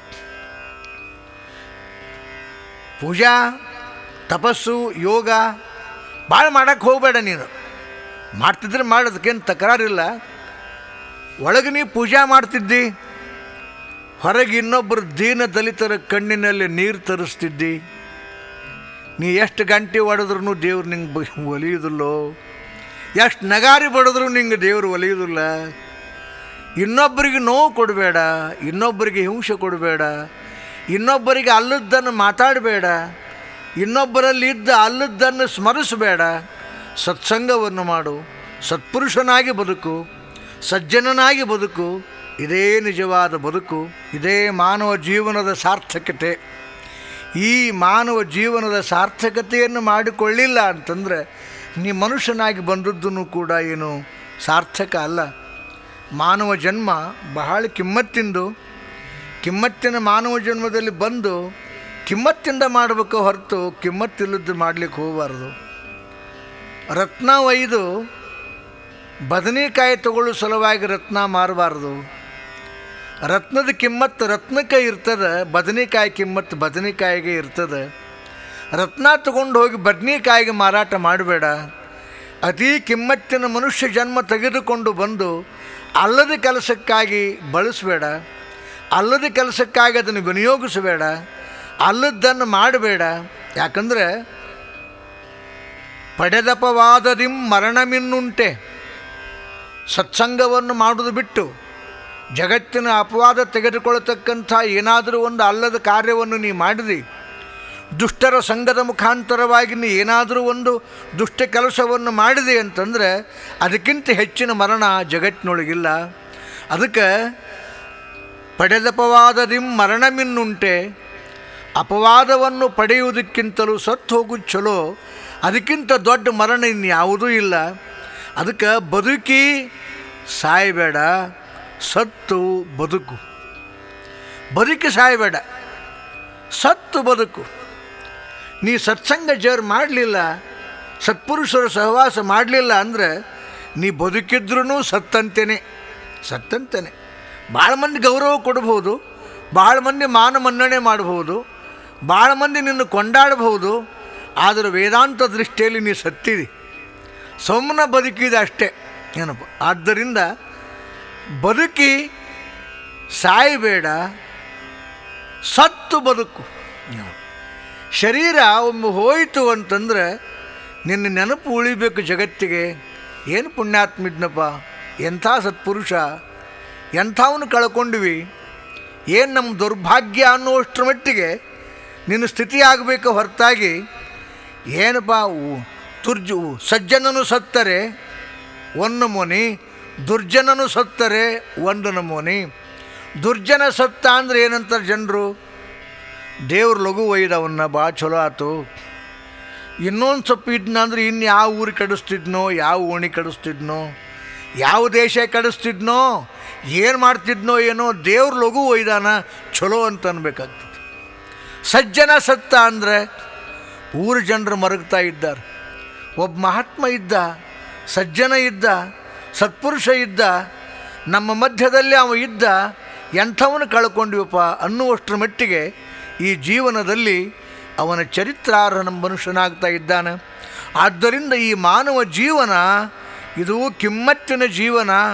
ಇದ್ರ ಕಿಮ್ಮತ್ತಿಗೆ ನೀನು ಯಥಾರ್ಥವಾಗಿ ಬದುಕಿ ಇದ್ರ ಸಾರ್ಥಕತೆ ಮಾಡಬೇಕು ಹೊರತಾಗಿ ಒಂದು ವೇಳೆ ಇದನ್ನು ಸಿಕ್ಕಾಬಟ್ಟಿ ಬಳಸಿ ಸಿಕ್ಕಾಬಟ್ಟಿ ಬದುಕಿ ಸುಮ್ಮನೆ ಉಂಡು ತಿಂದು ಉಟ್ಟು ಮಜಾ ಮಾಡಿ ಸಾಯುವುದಕ್ಕಿಂತಲೂ ಕೂಡ ಉಡ್ಲಿಕ್ಕೆ ಸಿಗಲಿಲ್ಲದ್ರೂ ಕೂಡ ನಿಜವಾದ ಮನುಷ್ಯನಾಗಿ ನೀ ಬದುಕಲಿಕ್ಕೆ ಪ್ರಯತ್ನ ಮಾಡಿದಿ. ಆ ಮಾನವತ್ವ ನಿಜವಾಗಿಯೂ ಕೂಡ ವೇದಾಂತದಲ್ಲಿ ಸಮ್ಮತವಾಗಿರ್ತಕ್ಕಂಥ ವಾಕ್ಯ. ಆದ್ದರಿಂದ ಸತ್ಸಂಗ ಬಹಳ ಮಹಿಮಾವುಳ್ಳದ್ದಿದೆ, ಸತ್ಸಂಗ ಬಹಳ ಮಹಿಮೆ ಉಳ್ಳದ್ದಿದೆ. ಆ ಸತ್ಸಂಗವನ್ನು ಮಾಡು, ಸತ್ಸಂಗವನ್ನು ಬೆಳೆಸಿಕೋ, ಸತ್ಸಂಗದಿಂದ ದೂರ ಆಗಬೇಡ. ಹೆಂಗೆ ಅಂದರೆ ಒಬ್ಬವ ಸಜ್ಜನ ಮನುಷ್ಯ, ಇಸ್ಪೀಟ್ ಆಡೋರು ಒಂದು 8-10 ಮಂದಿ ಇದ್ದರು. ಅಲ್ಲಿ ಹೋದ ಕುಂತ, ಅವನ ಗೆಳೆಯ ಇದ್ದದ್ರೊಳಗೆ. ಅವ ಏನು ಮಾಡಿದ, ಇಲ್ಲೇನು ಮಾಡ್ತಿದ್ದು ಕುಂತ್ಕೊಂಡು ಸುಮ್ಮನೆ ಆಡ್ಕೊಂತ ಶಾಸ್ತ್ರ ಕೇಳಕ್ಕೆ ಹೋಗುನ್ ಬಾ ಅಂದವ. ಆಯಿತು, ಗೆಳೆಯ ಅವನ ಮಾತು ಮೀರ್ಲಾರ್ದಕ್ಕೆ ಅವನು ಇಸ್ಪೇಟ್ ಆಡವ ಅಲ್ಲಿ ಹೋದ. ಕೂಡ್ರು ಮನುಷ್ಯಲ್ಲ ಅವನಿಗೆ, ಕರ್ಕೊಂಡು ಬಂದವ ಏನಾರು ಅಂದಿಗಿನ್ನಾನಲ್ಲ ಅಂತ ಕೂತ. ಎಷ್ಟೋ ದಿವಸ ಕೂಡ್ರಲಿಕ್ಕೆ ಕಲ್ತ, ಆಮೇಲೆ ಕೇಳಲಿಕ್ಕೆ ಕಲ್ತ, ಆಮೇಲೆ ತಿಳಿಲಿಕ್ಕೆ ಕಲ್ತ, ಸತ್ಸಂಗದಲ್ಲಿ ಪರಿಪೂರ್ಣನಾದ. ಈಗ ಇಸ್ಪೇಟ್ ಆಡ್ಬಾ ಅಂತ ಕರೆದ್ರೆ ಬರುವುದಿಲ್ಲ ಅವ. ಕಾರಣ ಸತ್ಸಂಗ ಎಂಥವನನ್ನೂ ಕೂಡ ಉತ್ಥಾನ ಮಾಡುತ್ತದೆ, ದುಸ್ಸಂಗ ಎಂಥವನನ್ನೂ ಕೂಡ ಪ್ರಪಾತಕ್ಕೆ ತಳ್ಳುತ್ತದೆ. ಆದ್ದರಿಂದ ಸತ್ಸಂಗವನ್ನು ಮಾಡು, ಸಜ್ಜನ ಸಹವಾಸವನ್ನು ಮಾಡು, ಶಾಂತರೊಡನಾಡು, ಕರುಣವಿರಲಿ ಜೀವರುಳು. ನೋಡ್ರಿ, ನೀತಿವಿಧನಾಗು, ಹರನಡಿಬಿಡಿ, ಶಾಂತರೊಡನಾಡು. ಶಾಂತರು ಕೂಡ ಆಡು, ಸತ್ಪುರುಷರು ಕೂಡ ಆಡು, ಸಜ್ಜನರು ಕೂಡ ಆಡು. ನಿನ್ನ ಕಿಮ್ಮತ್ತು ಬರಲಿಕ್ಕಿಲ್ಲ ಜಗತ್ತಿಂದು, ಅದನ್ನ ಬಿಟ್ಬಿಡು. ಅದನ್ನು ಅದು ಬರಲಿ ಬರದೇ ಇರಲಿ, ನಿನಗರ ಶಾಂತಿ ಇರ್ತದೆ.